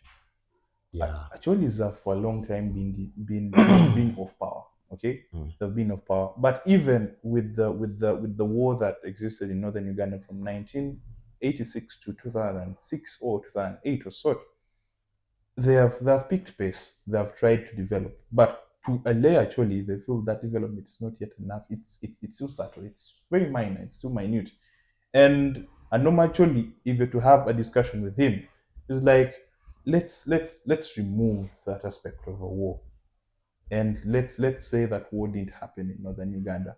By far, how do you think we would have This pace developed? would have Exactly. been, Now, what do you think would have been our pace of development? Now, where the politics of revenge comes in is that the moment the moment I think we have a president that comes from northern Uganda, there's going to be that aspect of politics of revenge that for a long time, actually, they have actually been denied the art of development. So most development should actually be based back home. So that's where you see leaders will now tend to have most of the resources channeled directly to where they come from, because first of all, they need to win. Look at this. Yes. That is what this government is being accused of. So don't you think it is more or less endemic to Uganda. How about, and I was thinking about this funny enough today morning. Do you guys think this place would have been a better place if we had stuck to the colonial plan? The rotation amongst kingdoms as regards president. Like Buganda for this bit, this kingdom for this bit, this kingdom for this bit, so that we have A shared. It would have been a better because approach. we are very many, and okay, then the problem now, I'm just realizing that then you'll have to convince 50 groups of people to wait for what? 50 divided by 5. 10 years of rotation, and by the end of those 10 years, It's is it 10 years? for No, not 10 years, because 10 years was 5 for one kingdom. That is one. There are 50. I'm bad at math. But okay, you get the point. You get the point. I know, because even in my head, they're like 500 years, but let's leave it at that. 500 years. But okay, I feel like the Baganda have also posited their own view of what national unity would entail. The federalism bit. There is that as well. I don't know if True. we actually think it would help us. But at a point, it's practical. Because if every region is collecting its taxes, submits a percentage to the national coffers, but focuses the hugest chunk In its own development. on itself, wouldn't we have because I believe the best way, and I've really had these things heavy in my mind for quite some time. I was looking at the British system. In politics school, we call it a bicameral system, where you have one house and another house. You have House of Representatives, you have the Senate. I feel like that would be a nice way to also manage leadership in Uganda. You have the Commons House, and you have the House of Lords. If these lords actually come from these kingdoms, Like chiefs and whatnot. yes, I feel like that's also a solution. To me, I feel the biggest problem is that we as Africans, or per se in this perspective, Ugandans, all the tribes have very, can I call it, big ego. Everyone, We are so passionate about our identities. everyone wants to Yeah, that's really nice. put themselves in a position of I am the one in charge. And you see that is why I tend to believe that the idea of a genocide is very possible, if that exists, because it's like every tribe wants to prove a point that I'm actually superior, and it will be so wrong then if we say that again, if I'm traced back. And then also I think when if I'm come back to that discussion, it will even be so wrong to say that we can use Kiswahili as our national But you see, language. Swahili, now when you think about Swahili, it also, it really also works. It doesn't. Why wouldn't it work? Because Now, you see, no one is going to identify with it like that. Let's- Because initially, it would have been the people from the north, because they were the biggest colonial recruits into the army, that would be identifying with it. But that has been lessened. you see, I have close to 3 reasons why Kiswahili can never work. Why? The first one is when you look at the makeup of East Africa. Okay, the Kiswahili was a language that was a combination of the Bantu speaking people at the coast with Arabic. Okay, now what was the main aim of the coming of the Arabs? Trade, exactly. Now, what would be then the main subject or content of trade at that time? Spices.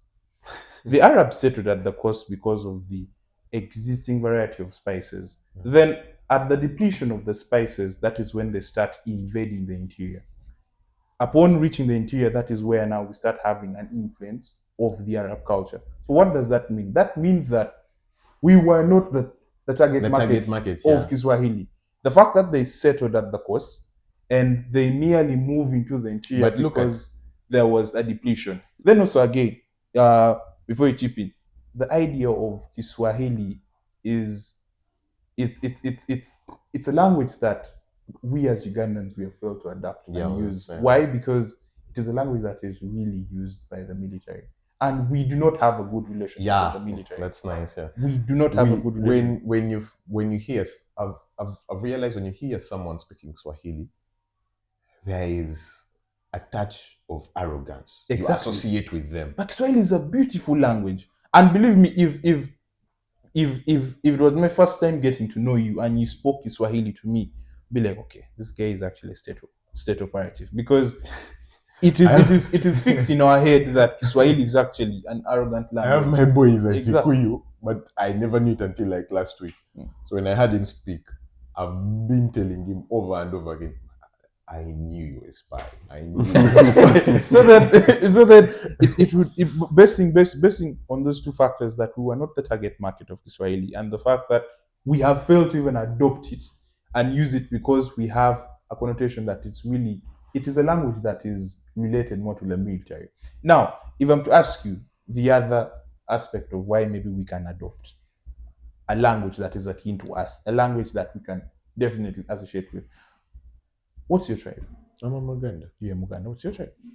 I'm Uganda. How do you call a table? Maize. Maize. How do you call a table? Meza. In Acholi, I call it mecha. How do you call it? Chikopo. In Acholi, I call it kikobo. You can see that there are parallels. Yeah. What stops us from creating a language? We have different and many professors from different schools of language from different universities across Uganda. What then fails us from creating a language that is akin to us? It makes sense. But me, when I look at it, you see, language solves a bit of the problem. The bigger problem is political.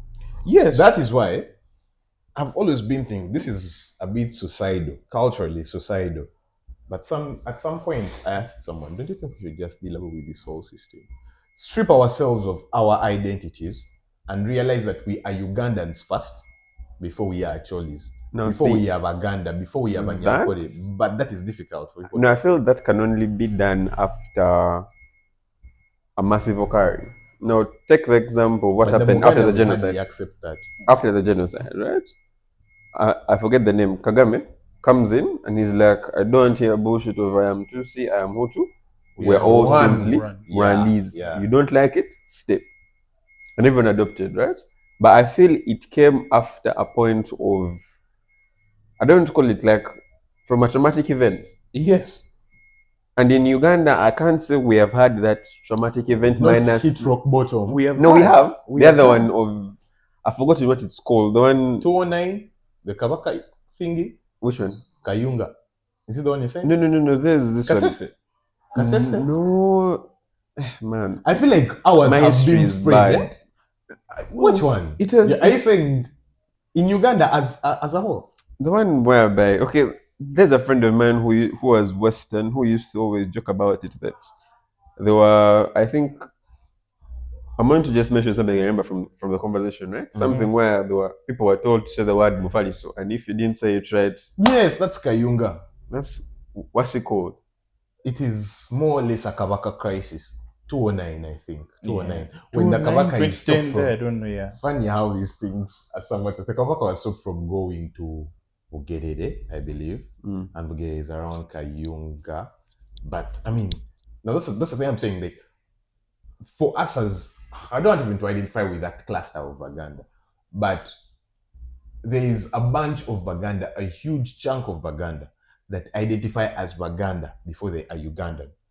And we have inflated our egos as Baganda. There is a small cluster of us that celebrate independence of Buganda. Those things need to be cleared off of the board. I love Buganda. I love my kingdom. But those things need to be cleared off of the board. Let's celebrate a 9th October as 9th October. Forget 8th October. There is one thing that I like and fear about Buganda in general. That is, they're so proud of their culture, and I like that. For someone who is really so proud of their culture, it shows a lot. But also, pride attached to culture means a lot of things. It means that you're willing to go the extra miles for your culture. Yeah. And going the extra miles entails that you can do anything.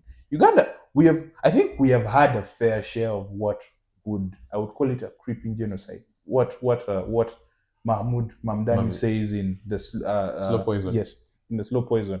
Now that book alone, if I'm to make that a bit of go back into the book, that book creates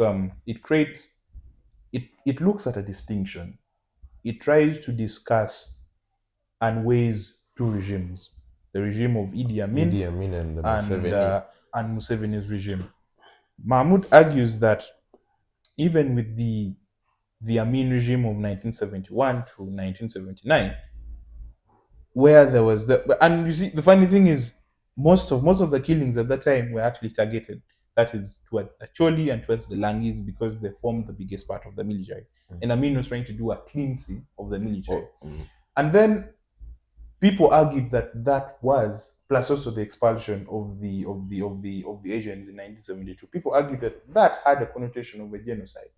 But Mamdani says that was not a genocide because What is the book? Dungeons of Nakasero actually calls it a genocide. Now you see, Apollo says that is a genocide, but also we have a lot of people that say Apollo's writing was based on propaganda and it was biased. I've seen that son of Exactly. Amin actually come out and trash the book. Exactly. So Mamdani says that what happened in Amin's era was not a genocide per se, but it was something that was called collective theft. The government collectively stole from the Asians. That is it, collective theft. And says that for something to that should have been a genocide, the fact that it was individual disappearances and then it was more of an act of discipline in the military, it would not qualify as a genocide. Now he makes that distinction, I think, with the Museveni government, and he calls it a creeping genocide. Creeping genocide is we are seeing a genocide come in, but it's not yet there. What is it called in false flagging? Apparently there was a lot of false flagging in the north. We see it chipping, but it's not yet there. So now that is where the period of Museveni's government, practically from 1986 to around 2006, that is when we had the LRA wars, stretches up to 2010. That is when we had the beats of people really coming back from the IDP camps. So now you see, Mamdani says that Museveni's government actually saw a genocide happen. Why? Because it was a government that decided to confine people in IDP camps. Around 1.8 million people are actually confined in IDP camps. It became easier for the rebels to actually direct target people. And some people also say that, again, that the killings really were just propaganda. Some say it was government, some say it was the LRA, but we don't know. That is something that is worth research, something writing a paper about. But they say that the fact that Acholis were confined in ADP camps, it became easier for the government, for the rebels to then attack people. Now, if we are to go back to the meaning of a genocide, when attacks are orchestrated towards a people that have or belong to the same tribe, have same religion, or have the same political identity, that qualifies as a genocide. So even in 2011, Ambassador Laratunu actually accuses Museveni of a genocide, says that, okay, there was actually a genocide.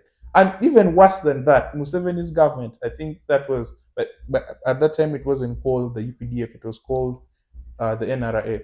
NRA had, there was a research that was carried out, and there was something, the research was called the beast at Buchoro. Buchoro is a place in northern Uganda that the NRA soldiers directly orchestrated attacks. Was it where the homosexuality was happening? Exactly. They directly orchestrated attacks on people, on Acholis, because in their own believing, they thought that it was how should I call it? They were hiding LRA rebels. People were actually packed under holes that were dug and covered with thatches, and they had to burn chili or pili. What they burnt it and they put it inside the hole, and guys were. I read that thing. I failed to understand it. Exactly. Gays were made To breathe in the chili. Exactly. Because they Wow. wanted information out of them. That, and a lot of people actually died. People died. And those, when you collectively gather that, then you see the aspect of a creeping genocide. But that's something really no one wants to talk about because, well, as a country, if you need to move ahead, then you need to have a healing. Exactly. Behind you. Yeah, you need to have a healing. But that is it. It was clear that it was open that people actually died. But you see that sort of thing, and you see these things come with the accusations come with, when you compare the two, they come with a certain structure of the army. So you look at the Amin one. The Amin one that happens in the barracks, I think occurred around the time Amin gets the Anyanya into the army, right? So they had to clear out a group of people. Then something similar, because I think Mam Dani also mentions it in Slow Poison, is when this army comes, when the, what is it called? When Fronasa comes, it does its own form of recruitment. I think it says around 7K by the time they are winning. I don't know how it goes down to 27 guns and all that, but they were around 7K recruits by the time Fronasa, Chikosi Maluma, and the Tanzanian army are making it through the southern bit of Uganda to Kampala. come to Kampala. When you look at that, there's a structure of the army. Because Fronasa was constructing its structure from southwestern Uganda. It had a certain group of people. Then enter the Rwandese. You get? So these things come with juxtaposition of one and the other. It's always one against one with these things. And it's the same thing in Rwanda. Hutu against Tutsi. Yes. Namibia, German against the African. When you look at it, I feel like the best we can have is a near apartheid. The best we can have a near apartheid. But for us to touch a genocide would be so difficult because we ourselves, because we were having this interaction sometime with some people a few days back, and they're like, we are a poison generation, to be honest. Us who have not been subject to the abundance that these people have been subject to, look from this side and they're like, wow, when I get there's no way I'm not bagging a GLE, bro. I don't care how the money comes. In other words, we have been sold the idea of corruption as a generation. We love corruption. It's the truth. As a generation. I think there's this Kenyan politician who said corruption is only good if you're not part of it. Or something also. It's bad if you're not part of it. Yeah. You're going to mock it so because you're outside. But it might be the plight of being African and being multi-ethnic and everything. Because look at the people that are not subject to it in Africa. It's the Algerians. It's the Moroccans. These guys hardly have 4 tribes in their country. You get? It's just a bunch of homesteads coming together and like, oh, we belong here. This is our place. You get? But us being who we are as Africans, I feel like maybe, just maybe, and this might come off badly, but I will just put it out there. We need to sort of find a way of, I won't say addressing, but redressing corruption in a way that can favor us. You get? Maybe 2.5 years as a leader, develop your region. We will rate you after maybe another cluster of 2.5 years, like 10 clusters of 2.5 years. We compare the development. You get? So that development is regional, but seen a certain way. There's a friend of mine who quoted some politician, I think. Okay, man, forgive my politics. I'm not really good at politics. But there's this politician who's coming, and I think he's coming for MP or something. Kiambagwe. I think, I'm not sure, but a friend of mine quoted him, and it made a lot of sense. He's like, for people who are coming for this position, some of them are coming for the privileges, not the service, but the privileges Many people. of the position. That's why you have celebrities running. Right? And he was like, now this is a quotation from the politician, right? So like, for someone to come and step up into office, you have to provide certain documentation of your finances. Have a house, well established, have your finances in check. Like, by the time when someone steps into power, you're not going in to recover your money. Your losses. Now, it's something that I've actually seen in like university politics, because I don't participate. I facilitate. I'm usually on the commission of the school, right? But like whenever I engage with these different people and whatnot, they like you hear them, right? And you see the investments of money, this and this and this. Guy is really put in. I think I've asked a few people who are becoming for guild, and they told me their budget is north of 30M, 40M, right? Wow. But whenever you hear them talk in the alleyways, they're like, man, I have to get my money back. Like, I don't care what, my money has to what? Come back. Now that's someone. That's a student leader. Now that's someone who's going to step into office. Now, give let's say we're out of university now, maturity, because I've been seeing people around, they move around with those billboards. You could hear someone is investing money. But I don't think the term is supposed to be investing money as its own. Because if I'm investing, I'm expecting a return on my investment. Exactly. That's why we have these politicians who go in broke and maybe they borrow money when they step into office. This guy is just going to lobby fund. You see, actually, what it said is that the first 1.5 years when you've been elected into parliament is for getting back your money. Yeah, get back what you lost during Now, I feel campaign. that is a very big problem, because in case there are strict financial, I don't know what to call them, check boxes that for you to join or for you to even run for a particular position, have this amount of money on your thing. I have a solution. How about we do the American thing? Organize fundraisers. Do not use your money. Let people come, contribute money, use that money. Ugandans will not. Bro, let me tell you, you think Ugandans will not? Yeah, Ugandans have money. People will contribute to our cause. Let me tell you, you recall when Noop was in a crisis and this guy was traveling all over the world. I think he collected $1 billion. Bobby, yeah? Yes. He must have collected $1 billion. Something must have happened to it, but he did collect the money. Ugandans have money. In the diaspora, in here in Uganda, the only problem with that is that it creates an Israel-America situation. A patronization issue. That there is someone that's going to be making the calls. So you don't just shoot. Obviously, because I think that would be it.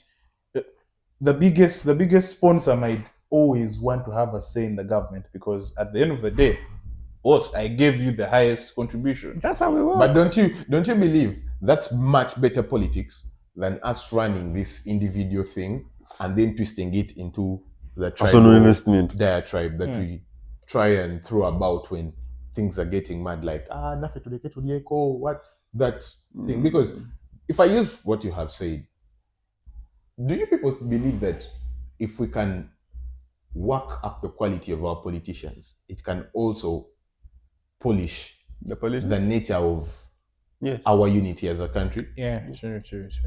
I remember when I was young, I presumed being a minister. Okay, my dad used to over glorify ministership and that was like, it's a very nice position. But sometimes when I was watching news, I remember, I'm not sure which minister came on, and this man could not articulate an English statement properly.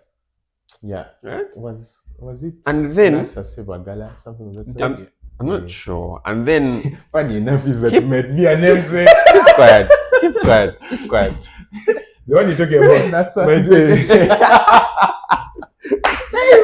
Then I think the next news bulletin, no, it was about some guy who was running an NGO, right? And this guy spoke English that's belittled the latter. The prior speak.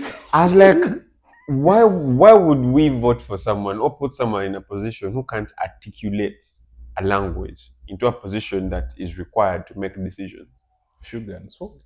By the time you can't make a proper statement in a language, how am I supposed to have confidence in you that you're going to make the right decisions for my betterment, for my development?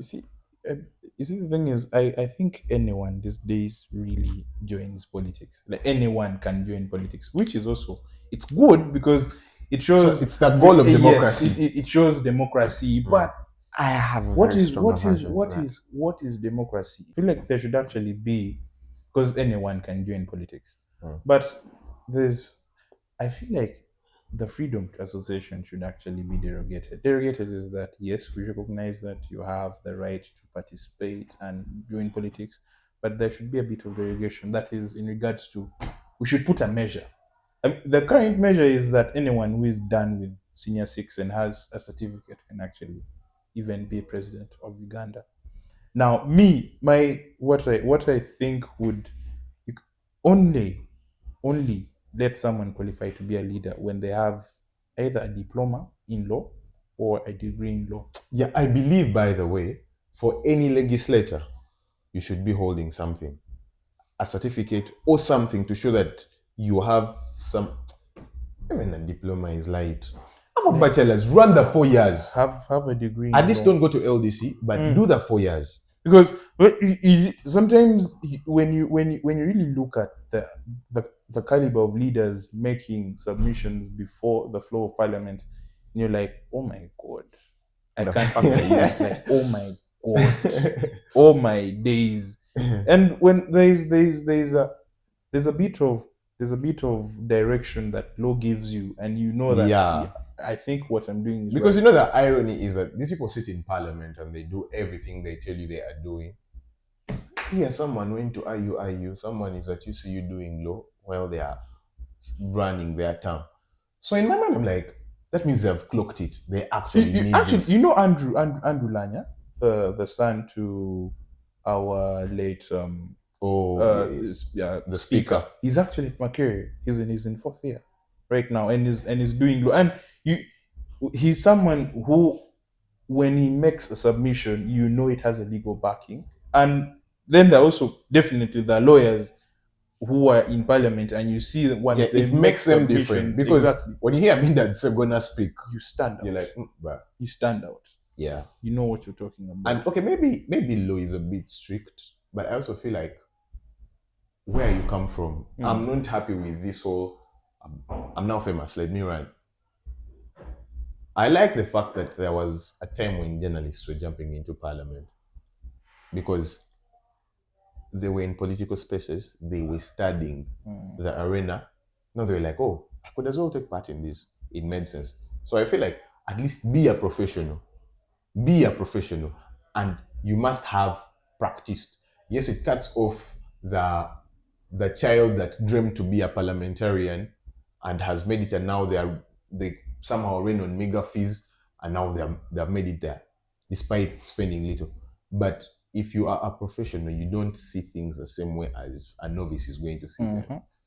I believe it should be stricter because, okay, I'm trying to find a way to polish it because there's someone I know who's running, but like, I believe there should be a stricter policy or criteria, because now in university, on the EC, like, we have criteria that in case you do not reach criteria A, B, C, D, CGPAs, you're not going to get there. Best example I can give you is the Balunya incident. 2023? 2023, yes. Juma, what's what? Balunya, WB. You get me now? Yeah. My man had public appeal of non-students. This guy became sort of like a mini celebrity of sorts, right? I remember my sisters would ask me about it, and whenever people found out that I was on the electoral commission, man, right? But I remember my chairman was put on so much pressure for this guy. But the fact that one of the criteria is to run for guild president is you must not have attained a retake in any terms or semesters of your academic degree. JWB had one, but it was covered. It was done, right? So he didn't have it, but the fact that he had one, because it was already attained on the white shirt. Exactly. So he had no right to run, right? But everyone pushed it further, this and that. I mean, It got so bad that even the legal advisor of the school was There are involved. very many conspiracy theories involved. That With the that- father is disliked. They don't want them to be associated to the institution. That is there, but as a person who was on the electoral commission, the major reason as to why we did not nominate him was the mere fact that he had attained a retake at a particular point of his degree. I'm so clipping this for TikTok because I mean, power has spoken. I mean, the statement. Yeah. As a person who was on the commission, We did not. That was it. I understand. But I feel now that it's supposed to be on that level of strictness for a national level or even further. Yeah. Okay. Yeah. Like Because there must be more hurdles to be jumped over than. moreover, for more so on being a president of a country, you can't tell me you've just finished university and you're hopping on. I feel like there are the some salary should people- be cut madly. I saw that. I remember with Obre sometime and we were joking about it in the GC, right? I remember there were over 3 babes who stepped up, I think, to opt for presidents, for the president and whatnot. And I'm like, fam, fine, you might See. have some other 20M. Wait, what is it? Is it 50M? 20. I'm like, Kale, fine. Your dad might have, go have some, but in your right mind, as a person who has just left university, do you believe you have the mental aptitude to run a country? Yes, they're all going to come under the guise of we want change, we want development, which are valid points. But do you, as a person who's running, feel you have that right to run? Because there are people who have gone for these positions, and this position swallows that person. You can't think, you can't speak, you can't process, you can't plan. Right? And you step up to this position that requires you to be at your optimal best no matter how bad it is. Remember, I think there's a senator I saw sometime, I think in the US, I think, his family had died of recent. Okay, by then, right? And then he had a press conference, I think, of national security to attend. This guy steps up and makes the most bold statement. He's like, hello, everyone. I'm not feeling good about just lost my wife. that Yeah, guy. I saw that. I was like, that's hard. The guy steps up and is like, I've lost my family. I have to go grieve and I can't be here, but this has to be done. So let's get You to see, it. now I want to put this in context. You see, such things, they happen when someone identifies themselves as a citizen of that country before any other thing. Before you identify yourself as a father of this household, you recognize the fact that you have a big contribution to the state in which you are, to your progeny. You get? If we have more people like that, we can have less of these conversations. How bad did Uganda lose it that we are now steadily discussing a genocide? You get? How did we get to this position? Because we have less patriotic people in there. And it's crazy that, the president believes we are not the patriotic lot. We are not doing the things he did. But look at look at the things around us. Look at what we are looking at, and look at what he was looking at. At the time, I'm not saying this against President Museveni or something. I am just saying, at the time, when Museveni was the proverbial Gen Z of today, he had the Che Guevaras of this world living.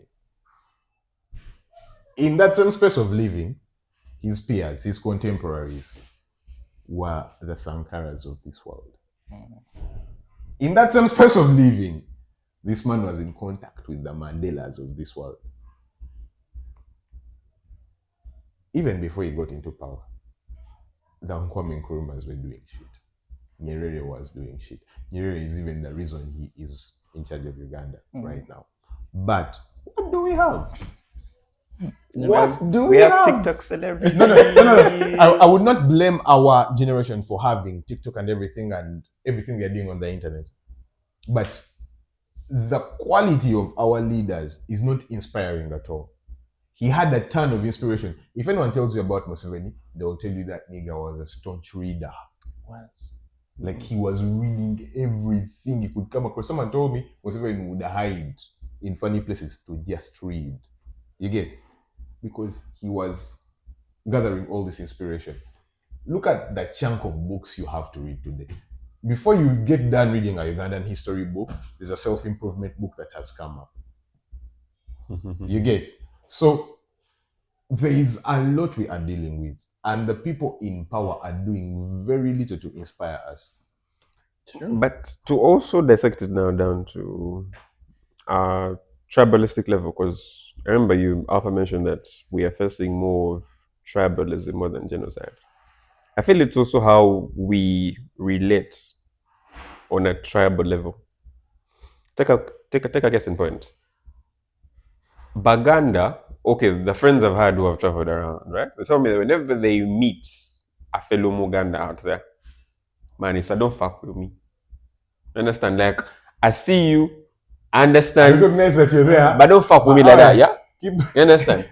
since sacred space, don't come close. Like, there is no major, I don't know what to call it, Cohesion? cohesion between the Baganda people, right? Okay, I don't know if it's, but I think it's more of a Baganda thing more than any other tribe. Because I've seen Acholis, I've seen Westerners, I've seen Easterners, like whenever they meet themselves, regardless of, I don't know you, can you speak my language? Have you ever seen these We are guys in bros. school? Have you ever seen these guys in school? Bro! They come to school, before they know each other like by name, they first get their corner. So you know that they are one on Saturday. Like if you are in boarding school, because I remember I got chopped in my form too.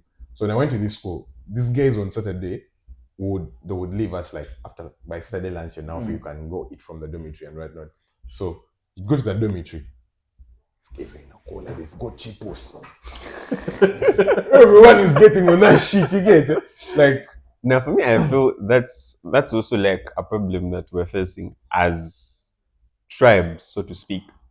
Because these people, like, as long as they can speak your language and we're like this, I don't care where you're from, we are friends. That's why you see that, like, even in high school, there were clusters of Banyankole, Bachiga, the Acholi, the But Iteso, it's the going to Langi. sound bad, Jaffa, but I feel like that is a nice thing for Uganda.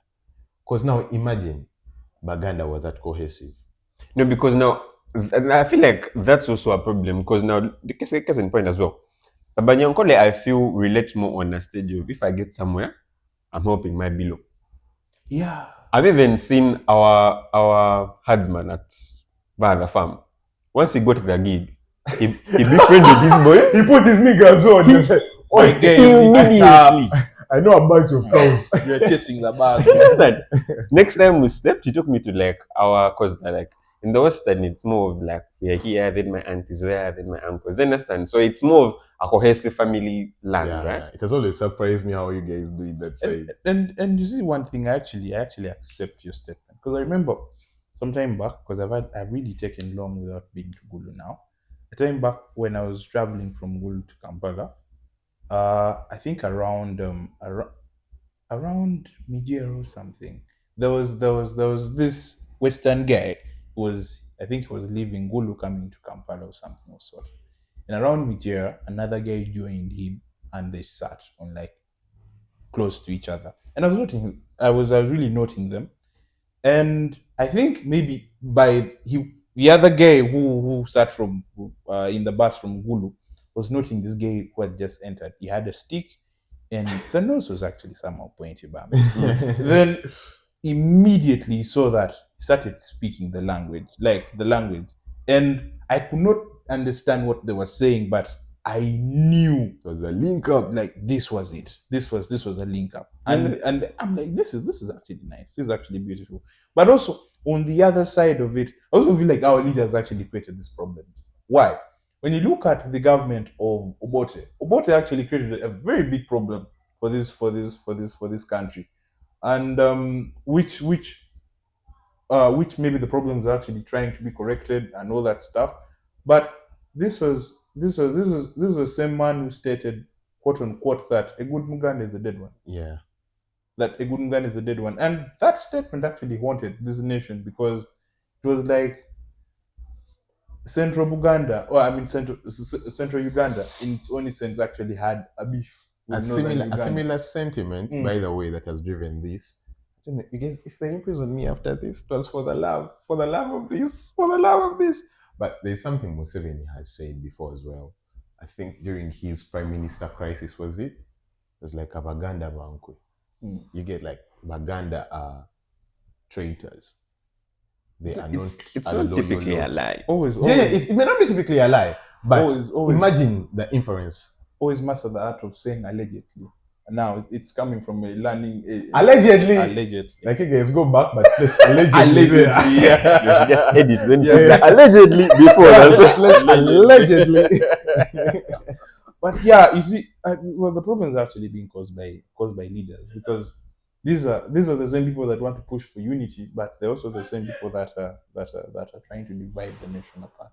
Because you cannot say a good Mugan is a dead one, then you expect him to vote. To actually vote for you. align with your Mhm. vision of the country. And that same problem was actually caused because I know a lot of Northerners who have that instilled in their head, and the moment you speak Luganda, they're like, that's the language for thieves. Yeah. But okay, that's also on Baganda as well. To be honest, that's on Baganda as well. I feel like as Baganda, we have taken hustling No different a level. very unhealthy level. That is why some people actually call us the Jews of Uganda. Because we just do too much. Okay, yes, there is scarcity, but it's too much. Like, I remember in 2023, we had this guy had come to Uganda. What's his name? Black Bones. Had come to Uganda, so he was at Ndere, and that was actually how I lost my phone. So this guy just came and did this, and when I called, he's like, "Forget, my guy, just forget." He told me forget, and like just forget. Your phone is gone. The next time I checked the location of the phone was in Wakiso, so somewhere in Wakiso. so I also know where my phone is, by the way, my stolen phone. Yeah. Someone in Jeru. It's Kawabo. we will link up someday. The next day I saw phone was at William Street. When Ah. phone is at William Street, forget. But it is there. Thank you. That's a product. Thank now. Thank you. But okay, on that very question of unity and trying to wrap this up to go into out of context, out of pocket, sorry. Do you guys believe the South Sudanese should be also identified as an ethnic group now in Uganda, given the time they've spent here and everything? Should they be counted as South Sudanese Ugandans? Like, don't we, it's also the Gashumba question as well, don't we deserve to have hyphenated identities in Uganda? You get, like, it's something Mamdani argues about in Slow Poison as well. Why don't we have Indian Ugandans, not Indians? You get, why don't we have Somali Ugandans? Like the way you have a Russian American. True. Why don't we have these people come in to be a part of this, of us? Won't it provide more glue for us? Given, if you feel so different, how about someone that actually, by appearance and smoothness of tongue, is very different from you? Don't you think hyphenated identities could? Personally, I think it's possible. And the key example I can give is South Africa. So South Africa is so diverse that it has the largest number of Indians living outside India. Wow. Yeah. And the thing is also, South Africa has a variety of nationalities. It has the Boer Africans, it has the South Africans themselves, which are divided into clusters of tribes, the Zulu, the Xhosas, and all that stuff. Then the Indians, not forgetting the Indians, and some other nationalities that came through. The other aspect is, yes, it's true, they might deserve, if I'm to bring it back home to Uganda, yes, it's possible that we can recognize them as South Sudanese Ugandans, okay? But for you to qualify or to form part of a tribe in Uganda, that's why they call them indigenous. You must have stayed here for a long period of time, because they believe that in that period of time, you might have actually gotten to learn the ways of how things go on. Currently, with the diversification of technology and all that, people have actually picked up culture. So I feel it's something that needs revision now. Yes, they might actually need to be recognized as South Sudanese Ugandans, or even Indian Ugandans as such, because These It people looks don't. like Exactly. if you read Slow Poison, Mm. it's Mam Danny's biggest position. Like, you guys are shit if you don't accept that. It's just that he does it in a very intellectual way. Most people don't. Like most of them don't even have where to go. Like they don't have where to go. For example, Indians. Some Indians have actually settled into Uganda that they actually speak Luganda more Luganda. fluent than actually you, the some of the Hebas. If you stepped in Mango and you had a very thick Luganda accent, it wasn't a Ugandan. There's a time we're going for assembly, and that guy had a deep voice. My man spoke Luganda, and I was like, "Yes, civil." I turn around, some Indian girl with curly hair. I'm like, "Fuck you, bro." So you see, yeah, if really you've mastered the art of the country, then why should they deny you giving you your own cluster, your own belonging? Yes, we do not deny that you're Indian. Just add a bit of Uganda. I feel like we should just restrict the amount of repatriation that happens. Like, do not Send your money back to turn your side. over a certain amount, maybe 90% of your income in here, back to where you're from. You need to be reinvesting I feel like in here. it would yes, exactly. It would be wrong for you to now deny Sudhir that Sudhir is not a Ugandan. Just say he forms part of the Indians in Uganda because much of his development has actually been. But it's I think I read in Slow Poison. Okay, it says that Meta has done something here now with their Meta thing there. But I recall reading something. Was it the Mam? No, I don't think Mam Dani could say such a thing about them. But do you people believe people like the Metas, all those Indian rich families are reinvesting everything here in Uganda? No. See, now that's the thing. Now that is where you bring up the question of why is this happening? I would listen to now like the Banyarwanda that want citizenship because it looks like this is their place. Me? I don't want them to be part. Why? Are you aware that Cook? The boy was like, it's something that I saw off the internet. I think it was X as well, whereby Japan refused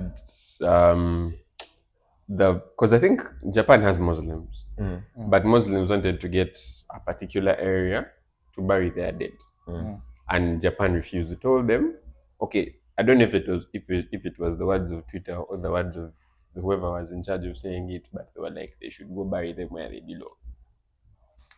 Now, land? So to put it in this context, I feel like we are already suffering from a big problem. As much as we've all contributed to the fact that the leaders and the problematic, even your solution of a president from each place, that still has its downside and requires a lot of unity, Patience, and acceptance. Now our turn. You understand? Relax, you guys. Now if we start adding in more people, right now we're 52. Eventually, once you add in the South Sudanese, the Indians will complain, the Congolese will complain, the Kenyans will complain. It's something in law called the floodgates argument. You understand? Like, it's going to put in too many. To that point, even people now like, fuck it. The Somalis, the Ethiopians, they're already here, right? These people, I don't want to say they are freeloading in the country, but their existence in the country does not benefit us. Most times it's a ploy for them to leave Africa. I'm forgetting what Mam Dani calls it, but before I read it from his book, I had realized these people come here so that they find ways of flying to Canada. But in Mango sides, there are those foreigners, I think they're Ethiopians or something, that have lived there for decades. Right? This is when they get their money. I don't know what they do with it. Why they do it. And I believe there was some validity to it. These people don't actually like us like that. The fact that I am being racially profiled in my country. It's hard to find an Eritrean accepting to be cuffed by a Ugandan. That's my point. How many Ugandans do you find? By the way, that's something. if Mamdani is watching, Mr. Mamdani, by any chance if this comes across you and you give it some time, by any chance whether this year or next year or wherever. When is it? No, bro. This is the father of the mayor of New York. Go slow. Go slow. But okay, honestly, I feel like these people sort of see us as inferiors. That is my point. And that is why we cannot, the best way to actually, because even when the Tutsi were subjugating the Hutu during the earlier reigns of the Tutsi leaders, one of the things that kept Rwanda at peace was the fact that there were intermarriages. Okay, just because the intermarriages are funny, that when you get married to a Tutsi when you are Hutu, your kids are Tutsi. There is no way in between. They can only belong. So you're literally just a service machine in the family if you're the woman. But I feel like if we could intermarry and have more That actual unity of tribe and more whatnot. mulatto babies, just really think on it. What would it Now, for me, that's where my biggest problem. Because the fact that when we travel to their said countries, we are treated like the peak level of shit, right? And then you come back to your country, be? And okay, so and this might sound racist, but like I said before, fuck it. This Indian or this person is going to drive their car, and he's going to want to knock you because you're crossing the road that your grandfather has defended. because he feels like he has definitely done something that you cannot. Yeah, you cannot That's do. The fact that in your own country you can't You drive have a no car. Now, for me, that's where my biggest problem lies. Now, if you start inviting all of them in, it's going to be a much more vague community than it actually is. Because even at his point that he mentioned out prior that we are supposed to create a national language. Can you imagine South Sudanese, Indians, Ethiopians? Yes, it is. Now it is your job to come into What? the country and then, bro, when you're going to France and you don't know French, you'll pee on yourself. Because now that's my point. The fact, Learn no, their When you're in language. Rome, do as the Romans do. the fact that when they come here, this individual has the guts to insult you in their language or even conduct business in their language, not your language, is my big problem. Because at first I had That's the problem of not having a national language. I was having a very big enthusiasm with getting into these foreign establishments of Ethiopians and all over, right?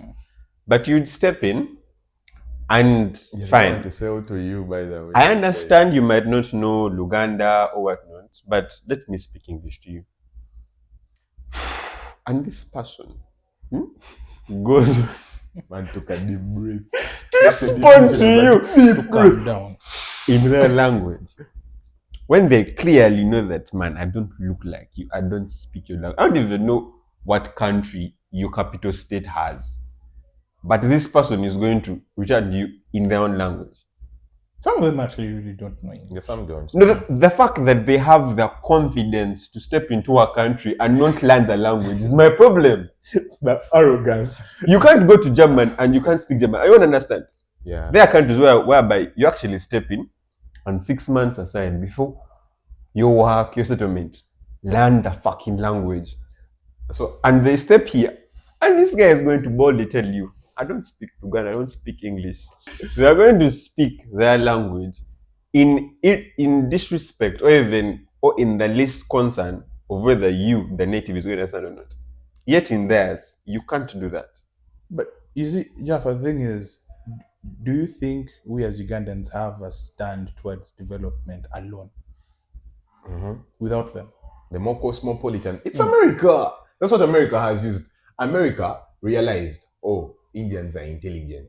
Bro, go to Silicon Valley. You don't think you're in Uttar Pradesh. I'm not saying that they should give them citizenship, right? But they have to make the effort to fit I feel like into the culture. This is circling back down to what you said. So then, by all that, let me say, even the Mamdani family, all that the Sudi family, or even this Mukesh Ambani, not Ambani. There's this Mukwana. Mukwano, the Metas. What they have done, or even the Madvani, what they have done to ensure that there is actually a steady country. These are actually people that can lend the government money. No, those ones, I have the problem because I feel like those ones, they have integrated into our culture. I feel like if you are picking on a group that is not acting right, pick on the entire group. Like, speak the damn language. Because you're giving us money. Madvani, you're stepping into my office. Hmm. You want, okay, I won't say you want, I want you to lend me some money. I'm stepping into your office. I'm not going to come and speak English, or I'm not going to try and get a translator. Let me speak, because now I'm trying to circle it back down to his solution, because now I'm low-key buying into it. The idea of this language, I feel like it would take a ton of years of construction, but if we can come up with something of that sort, inject it into the education system, you will have less of that problem. Because imagine you have a language that integrates so much, it is even spoken in palaces of kingdoms. You get? It is what I think the initial conquerors did that was very right of them. They subjugate you, and then you have to actually speak that very language. To wrap it up, are we all buying into his ideation of let's do it like this? It would be a very good idea, but it would require a lot of ego drowning. Like Uganda has to deep your head into water. ego in the water. Drink it. Okay, so yeah, we are rolling this into one of the greatest streets of the year, in my opinion.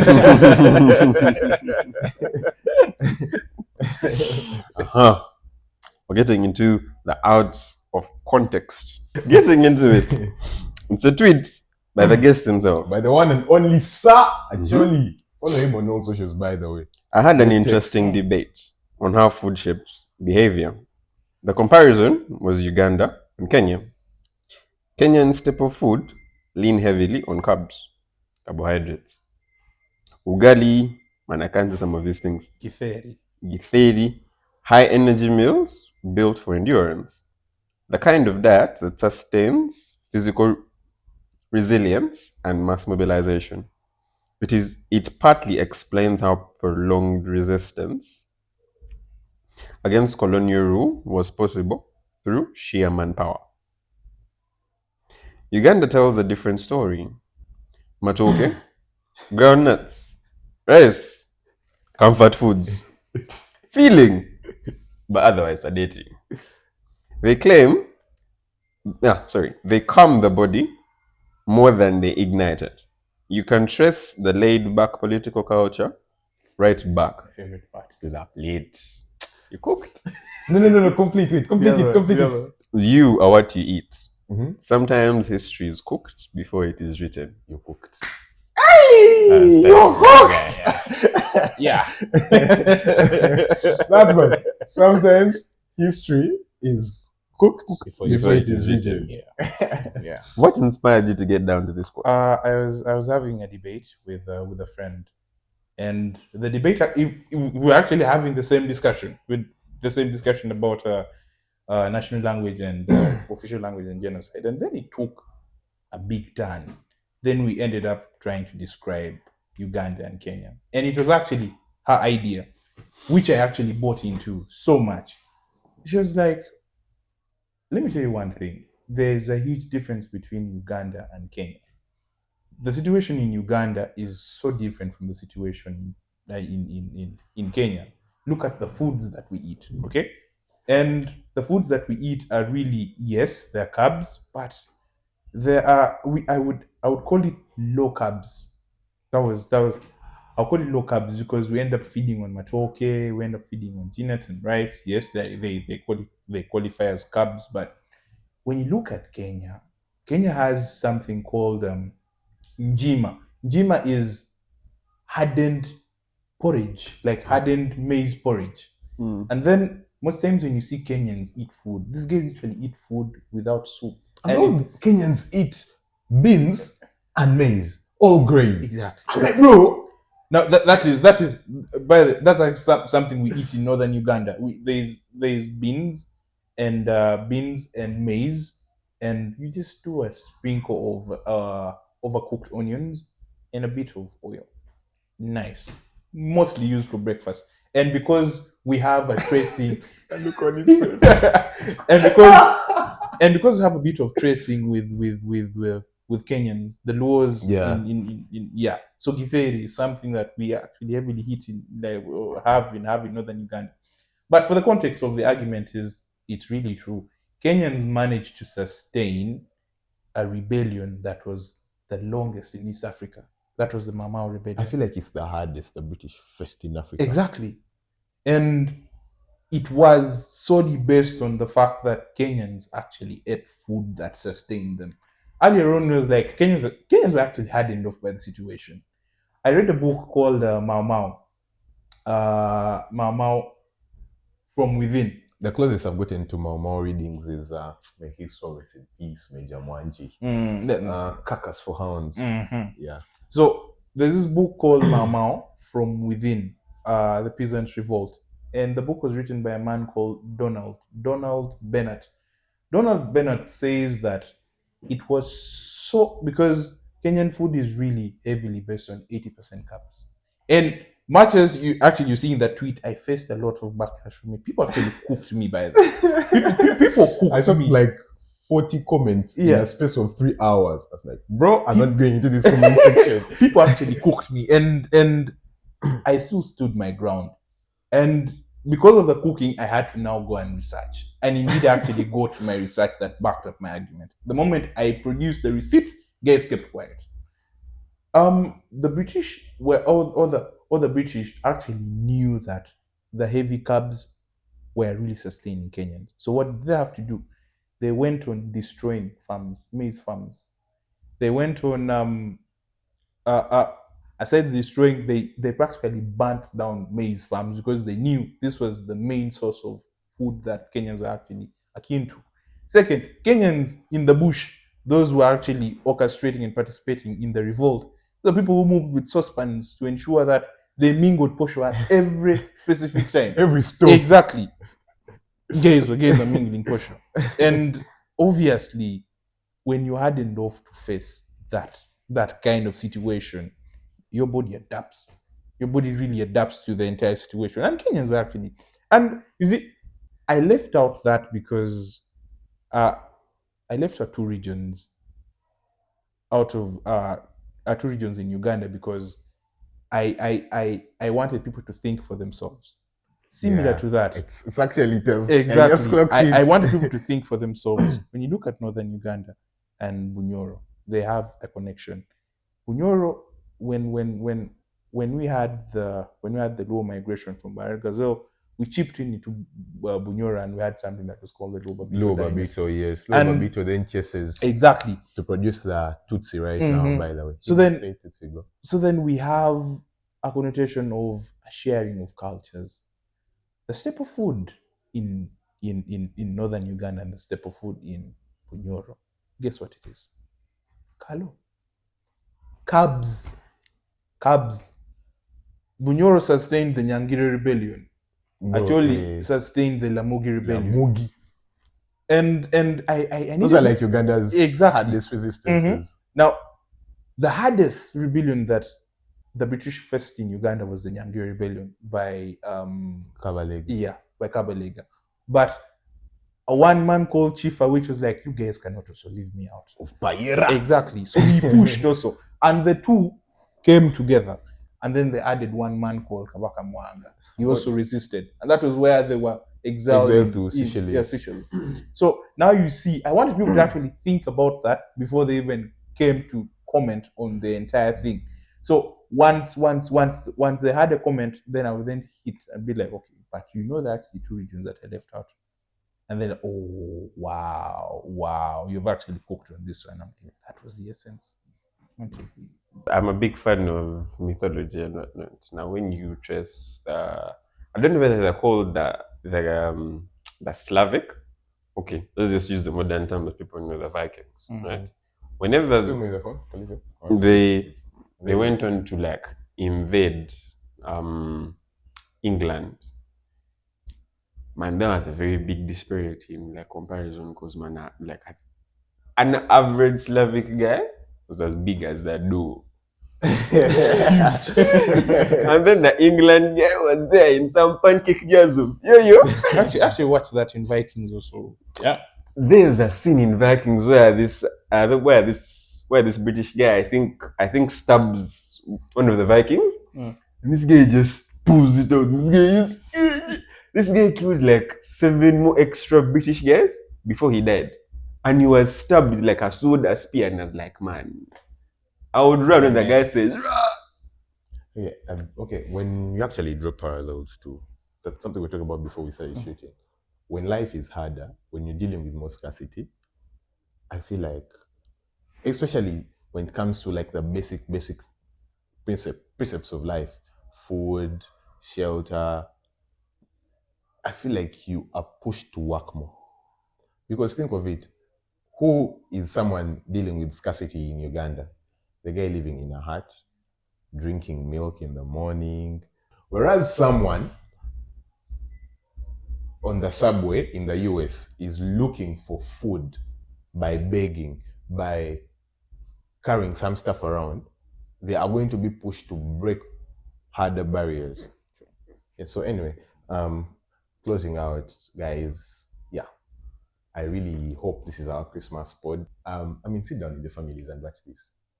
2 hours, close to 3 hours of ultimate podcasting. No one has done this before. Anyway, yeah, thank you for watching. You're closing out. You're going to close out. So it has been me, Chelsea, aka Manso Sati, aka the Yad Gandhi. I'm not going to hide it. One of the mics has gone off. My man cannot speak. He is heavy duty, aka Heavy Papa, also known as Yosef Bakara.